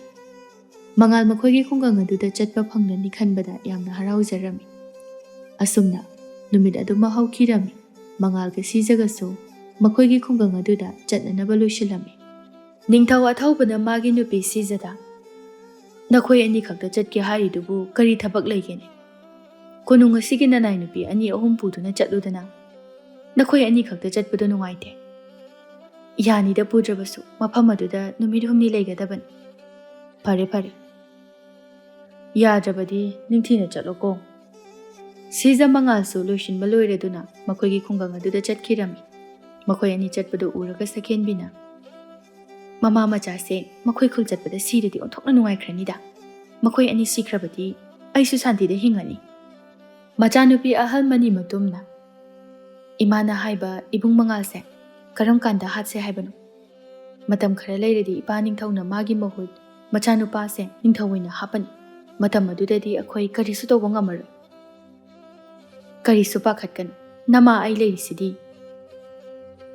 "ꯃꯈꯣꯏ ꯑꯅꯤ ꯀꯣꯅꯨꯡ ꯑꯁꯤꯗ ꯍꯦꯛ ꯍꯜꯂꯛꯄꯗ ꯑꯩꯈꯣꯏꯒꯤ ꯊꯕꯛ ꯑꯗꯣ ꯍꯧꯔꯁꯤ. ꯑꯩꯅ ꯍꯥꯟꯅ ꯑꯃꯥꯏꯕꯤꯒ ꯇꯥꯟꯅꯕ ꯂꯣꯏꯔꯕꯅꯤ. ꯑꯍꯥꯟꯕꯗ ꯃꯆꯥꯅꯨꯄꯥ ꯑꯁꯦ ꯇꯞ ꯇꯥꯅ ꯃꯁꯥ ꯁꯣꯜꯍꯟꯗꯨꯅ ꯁꯤꯅꯅꯕ ꯇꯧꯁꯤ. ꯃꯃꯥꯁꯤꯗꯤ ꯃꯆꯥꯅꯨꯄꯥ ꯁꯤꯈ꯭ꯔꯕ ꯃꯇꯨꯡꯗ ꯑꯩꯈꯣꯏꯅ ꯇꯥꯟꯗ꯭ꯔꯕꯁꯨ ꯃꯁꯥꯅ ꯑꯗꯨꯝ ꯃꯈꯣꯏꯒꯤ ꯈꯨꯡꯒꯪ ꯑꯗꯨꯗ ꯍꯟꯈ꯭ꯔꯗꯕꯅꯤ. ꯏꯃꯥ, ꯑꯩꯈꯣꯏꯅ ꯇꯧꯔꯤꯁꯦ ꯏꯄꯥ ꯅꯤꯡꯊꯧ ꯑꯃꯗꯤ ꯃꯤꯌꯥꯝꯅ ꯈꯪꯂꯛꯂꯕꯗꯤ ꯀꯝꯗꯧꯕ?" "ꯀꯩꯗꯧꯕꯩ ꯈꯪꯗꯣꯏꯅꯣ? ꯈꯪꯉꯣꯏ. ꯂꯣꯟꯅ ꯇꯧꯒꯗꯕꯅꯤ. ꯑꯃꯥꯏꯕꯤꯗꯁꯨ ꯍꯥꯏꯗꯣꯛꯇꯅꯅꯕ ꯁꯦꯜ ꯃꯌꯥꯝ ꯑꯃ ꯄꯤꯔꯒ ꯂꯣꯏꯔꯦ." "ꯑꯗꯨꯗꯤ ꯏꯃꯥ, ꯊꯕꯛꯁꯦ ꯃꯈꯣꯏ ꯑꯅꯤꯅ ꯀꯣꯅꯨꯡꯁꯤꯗ ꯍꯦꯛ ꯍꯜꯂꯛꯄꯒ ꯇꯧꯔꯁꯤ." ꯑꯁꯨꯝꯅ ꯃꯕꯨꯛ ꯐꯠꯇꯕꯤ ꯃꯍꯥꯔꯥꯅꯤ ꯁꯛꯍꯦꯟꯕꯤ ꯑꯃꯁꯨꯡ ꯃꯆꯥꯅꯨꯄꯤꯁꯤꯡ ꯑꯗꯨ ꯃꯉꯥꯜꯕꯨ ꯍꯥꯠꯅꯅꯕ ꯋꯥ ꯇꯥꯅꯔꯝꯃꯤ꯫ ꯑꯁꯣꯝꯗꯅ ꯅꯣꯡꯗꯝꯕ ꯃꯇꯥꯎ ꯔꯥꯖꯀꯨꯃꯥꯔ ꯃꯉꯥꯜ ꯎꯕꯗ ꯌꯥꯝꯅ ꯍꯔꯥꯎꯖꯔꯝꯃꯤ꯫ "ꯑꯁ ꯏꯇꯥꯎ, ꯅꯪꯗꯤ ꯔꯥꯖꯀꯨꯃꯥꯔ ꯑꯣꯏꯈꯤꯕꯗꯒꯤ ꯍꯦꯟꯅ ꯅꯁꯛ ꯐꯖꯊꯣꯛꯈ꯭ꯔꯦ. ꯅꯣꯏꯒꯤ ꯀꯣꯅꯨꯡꯗꯣ ꯌꯥꯝ ꯐꯖꯔꯝꯒꯅꯤꯕꯣ." "ꯐꯖꯩ. ꯅꯪꯕꯨ ꯀꯣꯅꯨꯡ ꯑꯗꯨꯗ ꯆꯠꯅꯤꯡꯕ꯭ꯔꯣ?"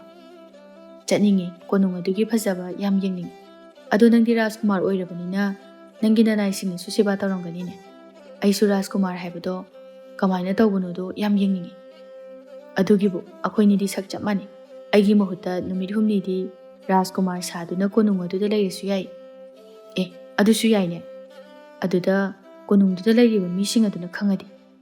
"ꯈꯪꯉꯣꯏꯗ. ꯑꯩꯒꯤ ꯐꯤꯖꯣꯜꯁꯤꯡ ꯑꯁꯤ ꯁꯦꯠꯇꯨꯅ ꯆꯠꯈ꯭ꯔꯣ. ꯏꯃꯥꯗꯁꯨ ꯍꯥꯏꯒꯦ. ꯅꯨꯃꯤꯠ 2 ꯂꯩꯔꯒ ꯏꯃꯥ ꯂꯧꯕ ꯆꯠꯂꯨꯒꯦ ꯍꯥꯏꯕ ꯁꯥꯖꯤꯟꯅꯔꯒ ꯃꯐꯝꯁꯤꯗ ꯑꯃꯨꯛ ꯂꯥꯛꯑꯣ." ꯅꯣꯡꯗꯝꯕꯁꯨ ꯍꯔꯥꯎꯅ ꯌꯥꯔꯝꯃꯤ꯫ ꯑꯁꯨꯝꯅ ꯅꯨꯃꯤꯠ ꯑꯗꯨꯃ ꯍꯧꯈꯤꯗꯨꯅ ꯅꯣꯡꯗꯝꯕꯁꯨ ꯃꯇꯥꯎ ꯃꯉꯥꯜꯒꯤ ꯐꯤꯔꯣꯜꯁꯤꯡ ꯑꯗꯨ ꯁꯦꯠꯆꯤꯟꯗꯨꯅ ꯀꯣꯅꯨꯡꯗ ꯆꯠꯅꯅꯕ ꯂꯣꯏꯁꯤꯜꯂꯝꯃꯤ꯫ ꯃꯕꯣꯛ ꯁꯈꯤꯇꯣꯝꯕꯤꯅ "ꯑꯁ ꯏꯕꯨꯡꯉꯣ, ꯏꯕꯣꯛꯇꯤ ꯅꯪꯅ ꯅꯇꯥꯎ ꯔꯥꯖꯀꯨꯃꯥꯔ ꯁꯥꯔꯒ ꯆꯠꯀꯗꯕꯁꯤ ꯀꯤꯔꯦꯗ. ꯀꯔꯤꯒꯨꯝꯕ ꯐꯠꯇ ꯅꯨꯡꯗ ꯊꯣꯛꯂꯕꯗꯤ?" "ꯑꯁ ꯏꯕꯣ, ꯄꯥꯈꯠꯀꯅꯨ. ꯑꯩ ꯀꯩꯁꯨ ꯇꯧꯔꯣꯏ. ꯅꯨꯃꯤꯠ 2 ꯂꯩꯔꯒ ꯍꯜꯂꯛꯀꯗꯕꯅꯤ. ꯀꯨꯏꯅ ꯂꯩꯔꯣꯏ." ꯃꯁꯤ ꯍꯥꯏꯔꯝꯂꯒ ꯅꯣꯡꯗꯝꯕ ꯃꯇꯥꯎ ꯔꯥꯖꯀꯨꯃꯥꯔꯒꯤ ꯐꯤꯖꯣꯜ ꯑꯗꯨ ꯁꯦꯠꯆꯤꯟꯗꯨꯅ ꯁꯒꯣꯜ ꯒꯥꯔꯤ ꯑꯗꯨ ꯇꯣꯡꯗꯨꯅ ꯀꯣꯅꯨꯡ ꯇꯝꯅ ꯆꯠꯈꯤꯔꯝꯃꯤ꯫ ꯃꯍꯥꯛꯅ ꯆꯠꯈꯤꯕꯗ ꯃꯈꯣꯏꯒꯤ ꯈꯨꯜꯒꯤ ꯃꯤ ꯂꯣꯏꯅꯃꯛꯅꯁꯨ ꯈꯪꯂꯝꯃꯤ꯫ ꯅꯣꯡꯗꯝꯕꯁꯨ ꯁꯨꯝ ꯆꯠꯈꯤꯕꯅ ꯀꯣꯅꯨꯡ ꯑꯗꯨ ꯌꯧꯔꯝꯃꯤ꯫ ꯃꯍꯥꯛꯅ ꯀꯣꯅꯨꯡ ꯑꯗꯨ ꯌꯧꯕ ꯃꯇꯝꯗ ꯃꯄꯥ ꯅꯤꯡꯊꯧꯅ "ꯑꯦ, ꯏꯄꯥꯒꯤ ꯃꯉꯥꯜ, ꯅꯪꯕꯨ ꯅꯨꯃꯤꯠ 2-3 ꯂꯩꯒꯅꯤ ꯍꯥꯏꯗꯥꯏ? ꯑꯗꯨꯒ ꯍꯜꯂꯛꯂꯕꯗꯤ ꯀꯩꯗꯧꯔꯦ? ꯑꯗꯨꯒ ꯅꯃꯥ ꯃꯍꯥꯔꯥꯅꯤꯗꯤ?" "ꯏꯄꯥ ꯅꯤꯡꯊꯧ, ꯀꯣꯅꯨꯡ ꯑꯁꯤꯗ ꯃꯇꯝ ꯀꯨꯏꯅ ꯂꯩꯔꯕꯅꯤꯅ ꯈꯨꯡꯒꯪ ꯑꯗꯨꯗ ꯂꯩꯕ ꯍꯩꯅꯔꯛꯇꯕꯒꯤ ꯍꯜꯂꯛꯂꯤꯕꯅꯤ. ꯏꯃꯥ ꯃꯍꯥꯔꯥꯅꯤꯗꯤ ꯃꯐꯝ ꯑꯗꯨꯗ ꯂꯩꯍꯧꯔꯤ. ꯅꯨꯃꯤꯠ 8 ꯂꯩꯔꯒ ꯑꯩꯉꯣꯟꯗ ꯂꯧꯕ ꯂꯥꯛꯑꯣ ꯍꯥꯏꯔꯛꯏ." "ꯐꯔꯦ ꯐꯔꯦ. ꯀꯩꯅꯣ, ꯉꯔꯥꯡ ꯈꯛꯇ ꯑꯥꯗ ꯂꯩꯔꯨꯕꯗꯣ ꯅꯌꯥꯡ ꯀꯪꯁꯤꯟꯕꯒꯨꯝ ꯎꯏꯅꯦꯍꯦ." ꯅꯣꯡꯗꯝꯕꯁꯨ ꯆꯤꯡꯅꯈꯤꯅꯤ ꯈꯟꯗꯨꯅ "ꯏꯄꯥ ꯅꯤꯡꯊꯧ, ꯁꯤꯗ ꯂꯩꯕꯁꯤꯒ ꯑꯥꯗ ꯂꯩꯔꯨꯕꯗꯣ ꯆꯤꯟꯖꯥꯛ ꯈꯦꯠꯅꯕꯅꯤꯅ ꯇꯧꯔꯤꯅꯤ." "ꯐꯔꯦ ꯐꯔꯦ. ꯄꯣꯊꯥꯖꯔꯨꯔꯣ. ꯂꯝꯁꯥꯡ ꯂꯥꯛꯄꯒꯤ ꯋꯥꯔꯝꯃꯅꯤ." ꯅꯣꯡꯗꯝꯕꯁꯨ ꯍꯣꯏ ꯍꯥꯏꯗꯨꯅ ꯔꯥꯖꯀꯨꯃꯥꯔ ꯃꯉꯥꯜꯅ ꯇꯥꯛꯂꯛꯄꯒꯤ ꯃꯇꯨꯡ ꯏꯟꯅ ꯃꯉꯥꯜꯒꯤ ꯀꯥ ꯑꯗꯨ ꯊꯤꯗꯨꯅ ꯆꯪꯈꯤꯔꯝꯃꯤ꯫ ꯅꯣꯡꯗꯝꯕ ꯑꯗꯨ ꯔꯥꯖꯀꯨꯃꯥꯔ ꯃꯉꯥꯜꯅꯤ ꯈꯟꯗꯨꯅ ꯃꯅꯤ ꯃꯇꯨꯝꯒ ꯃꯅꯤꯇꯣꯝꯕꯤꯒꯅ ꯃꯃꯥ ꯁꯛꯍꯦꯟꯕꯤꯗ ꯃꯉꯥꯜ ꯍꯜꯂꯛꯂꯦ ꯍꯥꯏꯗꯨꯅ ꯄꯥꯎ ꯇꯝꯂꯝꯃꯤ꯫ "ꯍꯧꯖꯤꯛꯇꯤ ꯃꯍꯥꯛ ꯍꯜꯂꯛꯂꯕꯅꯤꯅ ꯊꯕꯛ ꯑꯁꯦ ꯄꯥꯡꯊꯣꯛꯂꯁꯤ. ꯌꯦꯡꯉꯨ, ꯃꯁꯤꯒꯤ ꯍꯤꯗꯥꯛꯁꯦ ꯑꯃꯥꯏꯕꯤ ꯅꯨꯔꯩ ꯑꯗꯨꯅ ꯄꯤꯔꯛꯄꯅꯤ. ꯃꯁꯤꯒꯤ ꯍꯤꯗꯥꯛ ꯑꯁꯦ ꯃꯉꯥꯜꯒꯤ ꯆꯥꯅꯅꯕ ꯆꯤꯟꯖꯥꯛꯇ ꯍꯥꯞꯆꯤꯜꯂꯕꯗꯤ ꯃꯍꯥꯛ ꯇꯞꯅ ꯇꯞꯅ ꯃꯁꯥ ꯁꯣꯟꯖꯤꯜꯂꯛꯇꯨꯅ ナꯗꯨꯅ ꯁꯤꯒꯗꯧꯔꯤꯕꯅꯤ. ꯑꯗꯨꯅ ꯅꯈꯣꯏ ꯑꯅꯤ ꯆꯪꯗꯨꯅ ꯍꯤꯗꯥꯛ ꯑꯁꯦ ꯃꯥꯒꯤ ꯆꯥꯅꯅꯕ ꯑꯗꯨꯗ ꯍꯥꯞꯆꯤꯟꯅꯕ ꯍꯣꯠꯅꯒꯗꯕꯅꯤ." ꯃꯅꯤ ꯃꯇꯨꯝꯒ ꯃꯅꯤꯇꯣꯝꯕꯤꯒꯁꯨ ꯃꯃꯥꯅ ꯍꯥꯏꯕꯗꯨ ꯌꯥꯔꯝꯃꯤ꯫ ꯅꯣꯡꯗꯝꯕꯗꯤ ꯍꯟꯗꯛꯅ ꯀꯣꯅꯨꯡ ꯑꯁꯤꯗ ꯑꯍꯥꯟꯕ ꯂꯥꯛꯄꯅꯤꯅ ꯀꯣꯅꯨꯡꯒꯤ ꯃꯐꯝ ꯈꯨꯗꯤꯡ ꯀꯣꯏꯆꯠ ꯆꯠꯇꯨꯅ ꯌꯦꯡꯂꯝꯃꯤ꯫ "ꯑꯁ, ꯀꯣꯅꯨꯡꯁꯤꯗꯤ ꯌꯥꯝ ꯐꯖꯖꯥꯅꯤꯅꯦ, ꯌꯨꯝꯗꯕꯨ ꯍꯟꯕꯨ ꯍꯟꯅꯤꯡꯗ꯭ꯔꯦꯗ꯫ ꯃꯇꯝ ꯑꯗꯨꯗ ꯃꯅꯤꯃꯇꯨꯝꯒ ꯃꯅꯤꯇꯣꯝꯕꯤꯒꯁꯨ ꯆꯥꯅꯅꯕ ꯍꯩ ꯔꯥ ꯃꯌꯥꯝ ꯑꯃ ꯄꯨꯔꯛꯇꯨꯅ ꯅꯣꯡꯗꯝꯕꯅ ꯂꯩꯔꯤꯕ ꯃꯐꯝ ꯑꯗꯨꯗ ꯂꯥꯛꯂꯝꯃꯤ꯫ ꯃꯅꯤꯃꯇꯨꯝꯅ, "ꯏꯕꯨꯡ, ꯃꯐꯝꯁꯤꯗ ꯅꯊꯟꯇ ꯂꯩꯕꯁꯤꯕꯨ ꯅꯨꯡꯉꯥꯏꯕ꯭ꯔꯥ?" "ꯅꯨꯡꯉꯥꯏ꯫ ꯁꯦ ꯏꯕꯨꯡ, ꯏꯕꯨꯡꯒꯤ ꯆꯥꯅꯅꯕꯅꯤ ꯍꯥꯏꯗꯨꯅ ꯍꯩ ꯔꯥ ꯈꯔ ꯄꯨꯔꯛꯄꯅꯤ, ꯆꯥꯋꯣ." "ꯑꯁ, ꯌꯥꯝ ꯍꯥꯎꯒꯗꯕ ꯃꯥꯜꯂꯦ, ꯅꯣꯏꯁꯨ ꯆꯥꯃꯤꯟꯅꯁꯦ, ꯏꯊꯟꯇ ꯆꯥꯕ ꯉꯝꯃꯣꯏ." "ꯌꯥꯅꯤꯗ, ꯏꯕꯨꯡꯒꯤ ꯄꯨꯔꯛꯄꯅꯤ, ꯑꯩꯈꯣꯏꯒꯤꯗꯤ ꯑꯥꯗ ꯏꯃꯥꯒ ꯄꯨꯟꯅ ꯆꯥꯃꯤꯟꯅꯔꯨꯔꯒꯦ." ꯑꯁꯤ ꯍꯥꯏꯗꯨꯅ ꯃꯅꯤꯃꯇꯨꯝꯒ ꯃꯅꯤꯇꯣꯝꯕꯤꯒꯗꯨ ꯍꯩ ꯑꯗꯨ ꯅꯣꯡꯗꯝꯕꯗ ꯄꯤꯔꯝꯂꯒ ꯆꯠꯈꯤꯔꯝꯃꯤ꯫ ꯀꯩꯅꯣ, ꯏꯇꯥꯎꯅ ꯍꯥꯏꯔꯛꯄ ꯑꯗꯨꯗꯗꯤ ꯃꯆꯟꯅꯨꯄꯤꯁꯤꯡꯁꯤꯅ ꯃꯥꯕꯨ ꯅꯤꯡꯊꯤꯅ ꯀꯧꯕꯤ ꯉꯥꯡꯕꯤꯗꯦ ꯍꯥꯏ, ꯑꯗꯨꯒ ꯍꯧꯖꯤꯛꯅ ꯑꯃꯨꯛ ꯑꯩꯉꯣꯟꯗ ꯍꯩ ꯔꯥ ꯃꯌꯥꯝ ꯑꯃ ꯄꯤꯔꯝꯂꯤꯁꯤꯅ ꯑꯩ ꯒ꯭ꯌꯥꯟ ꯇꯥꯗ꯭ꯔꯦꯗ, ꯃꯈꯣꯏꯒꯤꯁꯦ ꯆꯥꯅꯕꯁꯤꯗ ꯍꯨꯒ ꯍꯥꯞꯆꯤꯟꯕ ꯖꯥꯠꯂꯥ? ꯍꯦꯔꯥ, ꯍꯥꯞꯆꯤꯜꯂꯝꯃꯣꯏꯗ꯫ ꯑꯁ, ꯍꯩ ꯔꯥꯁꯤꯡꯁꯤꯗꯤ ꯌꯥꯝ ꯍꯥꯎꯔꯝꯒꯅꯤꯍꯦ, ꯁꯤꯒꯨꯝꯕꯁꯤꯡ ꯑꯁꯤꯗꯤ ꯑꯩꯒꯤ ꯄꯨꯟꯁꯤꯗ ꯑꯃꯨꯛ ꯐꯥꯎꯕ ꯆꯥꯗ꯭ꯔꯤ꯫ ꯑꯁꯤ ꯍꯥꯏꯗꯨꯅ ꯅꯣꯡꯗꯝꯕ ꯍꯩ ꯔꯥ ꯑꯗꯨ ꯆꯥꯁꯤꯟꯈꯤꯔꯝꯃꯤ꯫ ꯃꯅꯤꯃꯇꯨꯝꯒ ꯃꯅꯤꯇꯣꯝꯕꯤꯒꯗꯤ ꯂꯣꯟꯅ ꯍꯩ ꯔꯥ ꯑꯗꯨ ꯃꯉꯥꯜꯅ ꯆꯥꯕ꯭ꯔꯥ ꯍꯥꯏꯅ ꯀꯥꯆꯤꯟ ꯑꯃꯗ ꯇꯨꯃꯤꯟꯅ ꯂꯨꯝꯗꯨꯅ ꯌꯦꯡꯂꯝꯃꯤ꯫ "ꯏꯆꯦ, ꯄꯣꯁꯦꯝ ꯇꯧꯈ꯭ꯔꯕ ꯍꯩ ꯔꯥ ꯑꯗꯨ ꯍꯥꯎꯅ ꯆꯥꯈ꯭ꯔꯦ, ꯂꯥꯛꯑꯣ ꯏꯃꯥꯗ ꯍꯥꯏꯔꯨꯔꯁꯤ." ꯑꯁꯤ ꯍꯥꯏꯗꯨꯅ ꯃꯅꯤꯃꯇꯨꯝꯒ ꯃꯅꯤꯇꯣꯝꯕꯤꯒꯗꯨ ꯃꯃꯥꯒꯤ ꯃꯅꯥꯛꯇ ꯆꯠꯇꯨꯅ ꯃꯃꯥ ꯁꯛꯍꯦꯟꯕꯤꯗ ꯇꯝꯂꯝꯃꯤ꯫ ꯁꯛꯍꯦꯟꯕꯤ ꯍꯩꯗꯨ ꯃꯉꯥꯜꯅ ꯆꯥꯈ꯭ꯔꯦ ꯍꯥꯏꯕꯗ ꯌꯥꯝꯅ ꯍꯔꯥꯎꯖꯔꯝꯃꯤ꯫ "ꯅꯄꯥꯅ ꯂꯩꯈꯤꯗꯕ ꯃꯇꯨꯡꯗ ꯀꯣꯅꯨꯡ ꯑꯁꯦ ꯑꯩꯈꯣꯏ ꯏꯃꯥ ꯏꯆꯥ ꯑꯍꯨꯝꯅ ꯏꯅꯤꯡꯇꯝꯅ ꯄꯥꯜꯂꯅꯤ." ꯑꯁꯣꯝꯗꯅ ꯅꯣꯡꯗꯝꯕꯗꯤ ꯄꯣꯁꯦꯝ ꯇꯧꯈ꯭ꯔꯕ ꯍꯩ ꯔꯥ ꯑꯗꯨ ꯆꯥꯈ꯭ꯔꯕ ꯃꯇꯨꯡꯗ ꯃꯁꯥꯗꯨ ꯀꯩꯅꯣꯝꯃ ꯇꯧꯔꯝꯃꯤ꯫ ꯆꯥꯅꯤꯡ ꯊꯛꯅꯤꯡꯕꯁꯨ ꯑꯃꯠꯇ ꯐꯥꯎꯔꯝꯗꯦ꯫ ꯃꯅꯤꯃꯇꯨꯝ ꯅꯣꯡꯗꯝꯕꯒꯤ ꯃꯅꯥꯛꯇ ꯆꯪꯉꯛꯇꯨꯅ ꯍꯥꯏꯖꯤꯟꯅꯗꯨꯅ, "ꯏꯕꯨꯡ, ꯉꯁꯥꯏꯒꯤ ꯍꯩꯗꯨ ꯂꯩꯔꯤꯕꯣ? ꯑꯩꯁꯨ ꯈꯔ ꯆꯥꯒꯦ." "ꯉꯁꯥꯏ ꯑꯩꯅ ꯐꯝꯃꯝꯕ ꯃꯐꯝꯗꯨꯗ ꯂꯩꯔꯝꯒꯅꯤ." "ꯑꯣ, ꯑꯗꯨꯗꯤ ꯑꯥꯗ ꯑꯣꯏꯅ ꯆꯠꯂꯒ ꯆꯥꯔꯨꯔꯒꯦ."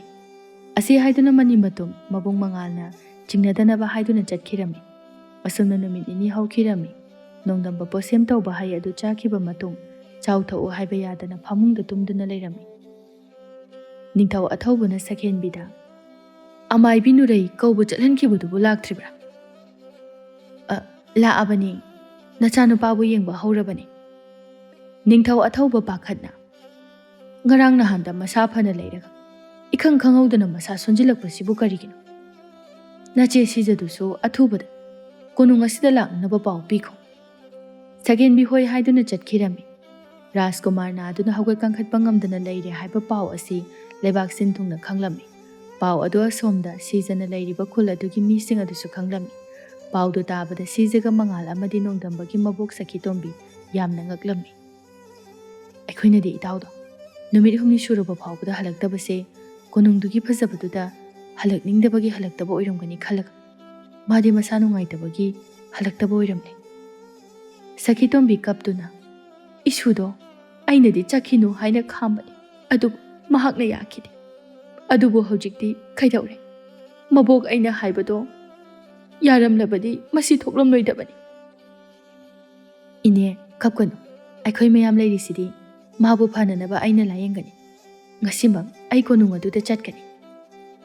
"ꯅꯈꯣꯏꯒꯤ ꯀꯣꯅꯨꯡ ꯑꯗꯨꯗ ꯑꯩꯁꯨ ꯆꯠꯀꯦ, ꯑꯩꯒꯤ ꯏꯁꯨꯗꯣ ꯌꯥꯝ ꯎꯅꯤꯡꯏ." "ꯑꯕꯣ, ꯃꯗꯨ ꯌꯥꯗꯦ, ꯑꯩ ꯐꯥꯎꯕ ꯀꯣꯅꯨꯡ ꯑꯗꯨꯗ ꯆꯠꯈꯤꯔꯣꯏ꯫ ꯀꯔꯤꯒꯨꯝꯕ ꯑꯩꯒ ꯑꯕꯣꯛꯀ ꯆꯠꯂꯕꯗꯤ ꯑꯩꯈꯣꯏꯅ ꯇꯧꯔꯤꯕ ꯋꯥꯐꯝ ꯄꯨꯝꯕ ꯑꯩꯒꯤ ꯏꯄꯥ ꯅꯤꯡꯊꯧꯅ ꯈꯪꯂꯛꯇꯨꯅ ꯏꯄꯥ ꯅꯤꯡꯊꯧꯕꯨ ꯑꯄꯪꯕꯁꯤ ꯍꯥꯏꯗꯨꯅ ꯑꯩꯈꯣꯏꯕꯨ ꯆꯩꯔꯥꯛ ꯄꯤꯒꯅꯤ꯫ ꯑꯗꯨꯅ ꯏꯇꯥꯎ ꯅꯣꯡꯗꯝꯕꯒꯤ ꯑꯅꯥꯕꯗꯣ ꯐꯔꯛꯇ꯭ꯔꯤꯕ ꯐꯥꯎꯕꯗꯤ ꯑꯩꯈꯣꯏ ꯈꯨꯜ ꯑꯁꯤꯗ ꯂꯦꯡꯗꯅ ꯂꯩꯁꯤ."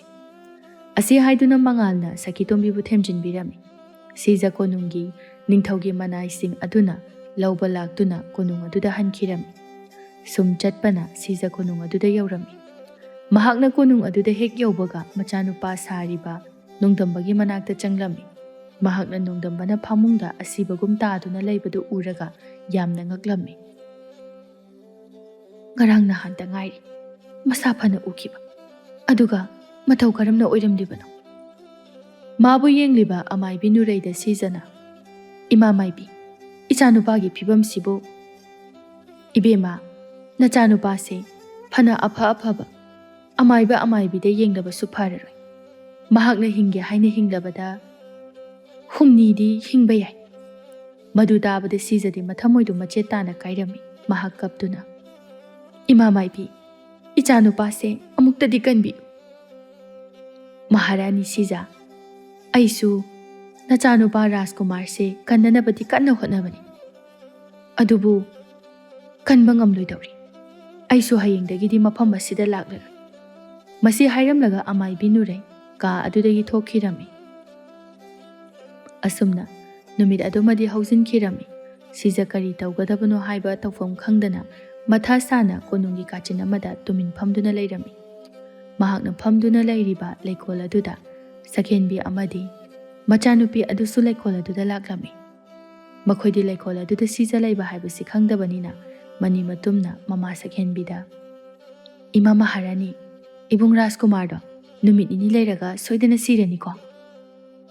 "ꯁꯤꯔꯅꯤ꯫ ꯑꯗꯣ ꯏꯃꯥ ꯃꯍꯥꯔꯥꯅꯤ, ꯑꯃꯥꯏꯕꯤ ꯅꯨꯔꯩ ꯅꯠꯇꯕ ꯑꯇꯣꯞꯄ ꯑꯃꯥꯏꯕꯤꯅ ꯏꯕꯨꯡ ꯔꯥꯖꯀꯨꯃꯥꯔꯁꯦ ꯀꯟꯕ ꯉꯝꯂꯔꯣꯏꯗꯕ ꯖꯥꯠꯂꯣ?" "ꯉꯝꯕ ꯌꯥꯏ, ꯑꯗꯨꯁꯨ ꯃꯇꯝ ꯆꯪꯅ꯫ ꯑꯗꯨꯕꯨ ꯃꯍꯥꯛꯅ ꯁꯤꯒꯗꯕ ꯅꯨꯃꯤꯠ ꯅꯤꯅꯤ ꯈꯛꯇ ꯉꯥꯏꯔꯦ꯫ ꯅꯨꯃꯤꯠ ꯅꯤꯅꯤꯁꯤꯗ ꯃꯥꯕꯨ ꯀꯟꯕ ꯉꯝꯒꯗꯕꯗꯤ ꯃꯥꯕు ꯄꯣꯁꯦꯝ ꯇꯧꯍꯜꯂꯤꯕ ꯑꯃꯥꯏꯕꯤ ꯅꯨꯔꯩ ꯅꯠꯇꯅ ꯀꯅꯥꯁꯨ ꯂꯩꯇꯦ꯫ ꯏꯃꯥ, ꯑꯩꯗꯤ ꯈꯜꯂꯨꯔꯒ ꯑꯩꯈꯣꯏꯅ ꯇꯧꯔꯤꯕꯁꯦ ꯆꯨꯝꯗꯕ꯭ꯔꯥ ꯍꯥꯏꯅ ꯈꯜꯂꯤ." ꯃꯅꯤꯇꯣꯝꯕꯤꯅꯁꯨ "ꯑꯗꯨꯅꯤ, ꯑꯩꯁꯨ ꯏꯕꯨꯡ ꯃꯉꯥꯜꯒꯤ ꯐꯤꯕꯝꯗꯨ ꯎꯔꯒ ꯑꯩꯒꯤ ꯊꯃꯣꯏꯁꯤꯗ ꯅꯨꯡꯉꯥꯏꯇꯕ ꯐꯥꯎꯔꯛꯏ." ꯁꯛꯍꯦꯟꯕꯤ ꯁꯥꯎꯅ "ꯌꯥꯔꯦ, ꯑꯩꯅ ꯇꯧꯔꯤꯕꯁꯦ ꯅꯈꯣꯏꯒꯤ ꯐꯅꯅꯕ, ꯅꯨꯡꯉꯥꯏꯅꯕꯅꯤ꯫ ꯄꯣꯛꯃꯤꯟꯅꯗꯕ ꯅꯕꯨꯡ ꯑꯁꯤꯅ ꯅꯤꯡꯊꯧ ꯑꯣꯏꯔꯒ ꯅꯈꯣꯏꯅ ꯅꯨꯡꯉꯥꯏꯅ ꯂꯩꯕ ꯐꯪꯒꯗ꯭ꯔꯣ? ꯂꯩꯔꯤꯕ ꯂꯟ ꯊꯨꯝꯁꯤꯡ ꯑꯁꯦ ꯃꯥꯅ ꯀꯨꯁꯤꯔꯥꯁꯤ ꯇꯧꯗꯨꯅ ꯂꯣꯏꯅ ꯂꯧꯒꯗꯧꯔꯤꯕꯅꯤ꯫ ꯅꯈꯣꯏ ꯄꯪꯒꯅꯨ."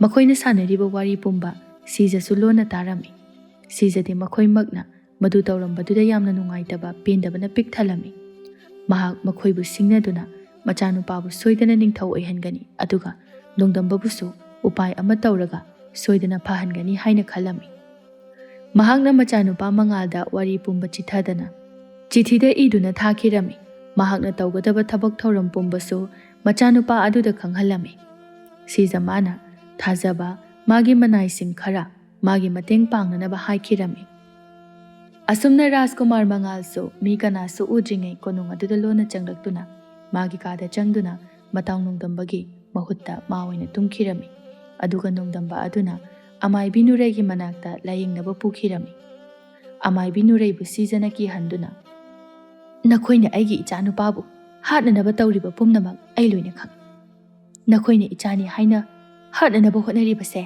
ꯑꯩꯒꯤ ꯏꯆꯥ ꯅꯠꯇꯦ."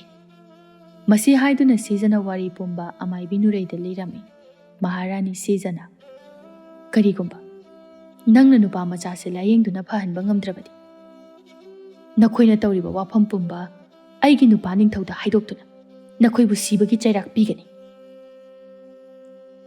ꯑꯃꯥꯏꯕꯤ ꯅꯨꯔꯩ ꯃꯍꯥꯔꯥꯅꯤ ꯁꯤꯖꯒꯤ ꯃꯈꯣꯡ ꯄꯥꯏꯗꯨꯅ "ꯅꯠꯇꯦ ꯃꯍꯥꯔꯥꯅꯤ, ꯑꯩꯕꯨ ꯉꯥꯛꯄꯤꯌꯨ.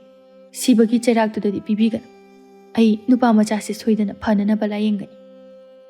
ꯃꯁꯤ ꯍꯥꯏꯗꯨꯅ ꯑꯃꯥꯏꯕꯤ ꯅꯨꯔꯩ ꯅꯣꯡꯗꯝꯕꯕꯨ ꯂꯥꯌꯦꯡꯕꯤꯔꯝꯃꯤ꯫ ꯁꯤꯖ ꯅꯨꯄꯤ ꯑꯍꯜ ꯑꯃ ꯅꯦꯛꯇꯨꯅ ꯑꯃꯥꯏꯕꯤ ꯁꯥꯍꯟꯗꯨꯅ ꯃꯆꯥꯅꯨꯄꯥꯕꯨ ꯂꯥꯌꯦꯡꯍꯟꯕꯤꯔꯝꯃꯤ꯫ ꯁꯛꯍꯦꯟꯕꯤꯅ ꯃꯇꯣꯝꯇ "ꯃꯆꯥꯅꯨꯄꯥꯁꯦ ꯍꯌꯦꯡ ꯍꯪꯆꯤꯠꯇ ꯉꯥꯏꯔꯦ ꯁꯤꯒꯗꯕ, ꯑꯗꯨꯒ ꯑꯃꯥꯏꯕꯤ ꯑꯃꯗ ꯂꯥꯌꯦꯡꯍꯜꯂꯗꯅꯒ ꯀꯥꯟꯅꯔꯣꯏꯗꯕꯗ." ꯑꯃꯥꯏꯕꯤ ꯁꯥꯕꯤ ꯑꯗꯨꯅ ꯁꯤꯖꯗ "ꯅꯆꯥꯅꯨꯄꯥꯁꯦ ꯅꯨꯃꯤꯠ ꯅꯤꯅꯤ ꯂꯩꯔꯒ ꯁꯣꯏꯗꯅ ꯐꯔꯛꯑꯅꯤ." ꯃꯗꯨ ꯇꯥꯕꯗ ꯅꯤꯡꯊꯧ ꯑꯊꯧꯕꯗꯤ ꯌꯥꯝꯅ ꯍꯔꯥꯎꯖꯔꯝꯃꯤ꯫ ꯑꯗꯨꯕꯨ ꯃꯍꯥꯔꯥꯅꯤ ꯁꯛꯍꯦꯟꯕꯤꯗꯤ ꯃꯥꯒꯤ ꯃꯊꯃꯣꯏꯗ ꯅꯨꯡꯉꯥꯏꯇꯕ ꯃꯃꯤ ꯈꯔ ꯇꯥꯈꯤꯔꯝꯃꯤ꯫ ꯃꯍꯥꯛꯅ ꯃꯇꯣꯝꯇ "ꯀꯩꯅꯣ, ꯑꯃꯥꯏꯕꯤ ꯅꯨꯔꯩꯅꯗꯤ ꯀꯅꯥꯝꯇꯅ ꯐꯍꯟꯕ ꯉꯝꯂꯣꯏ ꯍꯥꯏꯔꯒ ꯑꯃꯥꯏꯕꯤ ꯑꯍꯜ ꯑꯁꯤꯅ ꯅꯨꯃꯤꯠ ꯅꯤꯅꯤ ꯂꯩꯔꯒ ꯐꯒꯠꯂꯛꯀꯅꯤ ꯍꯥꯏꯔꯤꯕꯁꯤꯕꯣ? ꯃꯗꯨꯒꯤ ꯑꯃꯥꯏꯕꯤ ꯑꯗꯨꯅ ꯍꯥꯏꯖꯟꯅꯔꯤꯕ꯭ꯔꯥ? ꯅꯠꯇ꯭ꯔꯒ ꯃꯁꯤꯒꯤ ꯍꯅꯨꯕꯤ ꯑꯃꯥꯏꯕꯤ ꯑꯁꯤꯅ ꯑꯣꯏꯗꯕ ꯉꯥꯡꯗꯨꯅ ꯁꯦꯜ ꯂꯧꯅꯅꯕ ꯍꯣꯠꯅꯔꯤꯕ ꯖꯥꯠꯂꯥ?" ꯑꯁꯨꯝꯅ ꯃꯍꯥꯔꯥꯅꯤ ꯁꯛꯍꯦꯟꯕꯤ ꯈꯟꯖꯥꯟꯅꯗꯨꯅ ꯂꯩꯔꯝꯃꯤ꯫ ꯑꯁꯨꯝꯅ ꯑꯃꯥꯏꯕꯤ ꯅꯨꯔꯩꯅ ꯍꯥꯏꯈꯤꯕ ꯔꯥꯖꯀꯨꯃꯥꯔ ꯃꯉꯥꯜ ꯅꯨꯃꯤꯠ ꯍꯨꯝꯅꯤ ꯂꯩꯔꯒ ꯁꯤꯔꯅꯤ ꯍꯥꯏꯈꯤꯕꯗꯨ ꯁꯤꯗꯗꯅ ꯃꯁꯥ ꯍꯦꯟꯅ ꯑꯗꯨꯝ ꯐꯒꯠꯂꯛꯄꯗꯨ ꯎꯔꯒ ꯃꯍꯥꯔꯥꯅꯤ ꯁꯛꯍꯦꯟꯕꯤ ꯌꯥꯝꯅ ꯉꯛꯂꯝꯃꯤ꯫ ꯑꯗꯨꯒ ꯃꯍꯥꯛ ꯁꯥꯎꯗꯨꯅ ꯑꯃꯥꯏꯕꯤ ꯅꯨꯔꯩꯒꯤ ꯃꯅꯥꯛꯇ ꯆꯠꯂꯝꯃꯤ꯫ ꯑꯗꯨꯕꯨ ꯃꯍꯥꯛꯅ ꯑꯃꯥꯏꯕꯤ ꯅꯨꯔꯩꯒꯤ ꯃꯅꯥꯛꯇ ꯆꯠꯄ ꯃꯇꯝꯗꯗꯤ ꯑꯃꯥꯏꯕꯤ ꯅꯨꯔꯩꯗꯤ ꯃꯌꯨꯝꯗ ꯂꯩꯔꯝꯈꯤꯗꯦ꯫ ꯑꯃꯥꯏꯕꯤ ꯅꯨꯔꯩꯅ ꯃꯌꯨꯝꯗ ꯂꯩꯔꯝꯗꯕ ꯑꯗꯨꯗ ꯃꯍꯥꯔꯥꯅꯤ ꯁꯛꯍꯦꯟꯕꯤ ꯁꯥꯎꯅ ꯑꯃꯨꯛ ꯀꯣꯅꯨꯡꯗ ꯍꯜꯂꯛꯂꯝꯃꯤ꯫ ꯑꯁꯨꯝꯅ ꯔꯥꯖꯀꯨꯃꯥꯔ ꯃꯉꯥꯜ ꯑꯁꯤꯕꯒꯨꯝ ꯐꯃꯨꯡꯗ ꯇꯥꯗꯨꯅ ꯂꯩꯔꯝꯕꯗꯒꯤ ꯍꯥꯟꯅꯒꯨꯝꯅ ꯃꯁꯥ ꯃꯎ ꯐꯅ ꯐꯒꯠꯂꯛꯄ ꯑꯗꯨꯗ ꯀꯣꯅꯨꯡ ꯑꯗꯨꯗ ꯂꯩꯔꯤꯕ ꯃꯤ ꯄꯨꯝꯅꯃꯛ ꯌꯥꯝꯅ ꯉꯛꯂꯝꯃꯤ꯫ ꯃꯗꯨꯒꯤ ꯃꯔꯛꯇ ꯅꯤꯡꯊꯧ ꯑꯊꯧꯕꯁꯨ ꯌꯥꯎꯔꯝꯃꯤ꯫ ꯔꯥꯖꯀꯨꯃꯥꯔ ꯃꯉꯥꯜꯅ ꯃꯁꯥ ꯃꯎ ꯐꯔꯛꯄꯗꯨ ꯎꯔꯒ ꯃꯍꯥꯔꯥꯅꯤ ꯁꯛꯍꯦꯟꯕꯤꯗꯤ ꯇꯧꯐꯝ ꯈꯪꯗꯅ ꯆꯥꯛꯂꯒ ꯂꯩꯔꯝꯃꯤ꯫ ꯁꯛꯍꯦꯟꯕꯤꯒꯤ ꯃꯇꯧ ꯑꯗꯨ ꯎꯔꯒ ꯃꯍꯥꯔꯥꯅꯤ ꯁꯤꯖꯅ ꯁꯛꯍꯦꯟꯕꯤꯕꯨ ꯀꯔꯦꯝꯅꯗꯨꯅ "ꯏꯆꯥꯅꯨꯄꯥꯅ ꯐꯒꯠꯂꯛꯄꯁꯤꯕꯨ ꯀꯔꯤ ꯐꯥꯎꯕꯤꯒꯦ?" ꯃꯍꯥꯔꯥꯅꯤ ꯁꯛꯍꯦꯟꯕꯤꯅ ꯈꯨꯝꯅꯤꯡꯗ "ꯏꯆꯦ, ꯏꯆꯥꯅꯨꯄꯥꯅ ꯐꯒꯠꯂꯛꯄꯁꯦ ꯌꯥꯝ ꯍꯔꯥꯎꯏ." "ꯍꯔꯥꯎꯔꯝꯃꯣꯏꯗ, ꯅꯨꯡꯉꯥꯏꯇꯕ ꯐꯥꯎꯔꯝꯒꯅꯤ꯫ ꯃꯃꯥ ꯑꯩ ꯏꯆꯥꯎ ꯆꯥꯎꯅ ꯂꯩꯔꯤꯉꯩꯗ ꯀꯅꯥꯝꯇꯅ ꯑꯩꯒꯤ ꯏꯆꯥꯕꯨ ꯁꯣꯛꯍꯟꯕ ꯉꯝꯂꯣꯏ꯫ ꯅꯈꯣꯏꯅ ꯇꯧꯔꯤꯕꯁꯤꯡ ꯑꯗꯣ ꯑꯩ ꯈꯪꯂꯝꯂꯣꯏ ꯈꯟꯕ꯭ꯔꯥ? ꯏꯆꯥ ꯍꯥꯠꯀꯦ ꯇꯧꯕꯗ ꯆꯦꯟꯅꯔꯤꯕ ꯃꯤ ꯈꯨꯗꯤꯡꯃꯛ ꯅꯤꯡꯊꯧꯗ ꯍꯥꯏꯗꯨꯅ ꯆꯩꯔꯥꯛ ꯄꯤꯍꯟꯒꯅꯤ." ꯃꯍꯥꯔꯥꯅꯤ ꯁꯛꯍꯦꯟꯕꯤ ꯃꯆꯦ ꯁꯤꯖ ꯄꯨꯝꯅꯃꯛ ꯈꯪꯂꯒ ꯂꯩꯔꯝꯕ ꯑꯁꯤꯗ ꯀꯞꯇꯨꯅ ꯃꯆꯦꯒꯤ ꯃꯈꯣꯡꯗ ꯀꯣꯟꯗꯨꯅ "ꯏꯆꯦ, ꯑꯩ ꯌꯥꯝ ꯂꯥꯟꯈ꯭ꯔꯦ꯫ ꯑꯄꯪꯕꯤ ꯅꯅꯥꯎꯕꯨ ꯑꯃꯨꯛꯇ ꯉꯥꯛꯄꯤꯌꯨ꯫ ꯃꯁꯤꯒꯤ ꯐꯠꯇꯕ ꯊꯕꯛꯁꯤꯡ ꯑꯁꯦ ꯑꯃꯨꯛ ꯍꯟꯅ ꯇꯧꯒꯦ ꯈꯜꯂꯔꯣꯏ꯫ ꯃꯁꯤ ꯇꯧꯒꯦ ꯍꯦꯛ ꯈꯜꯂꯛꯄ ꯃꯤꯀꯨꯞ ꯑꯗꯨꯗ ꯏꯇꯣꯝꯇ ꯁꯤꯕ ꯑꯣꯏꯖꯒꯦ."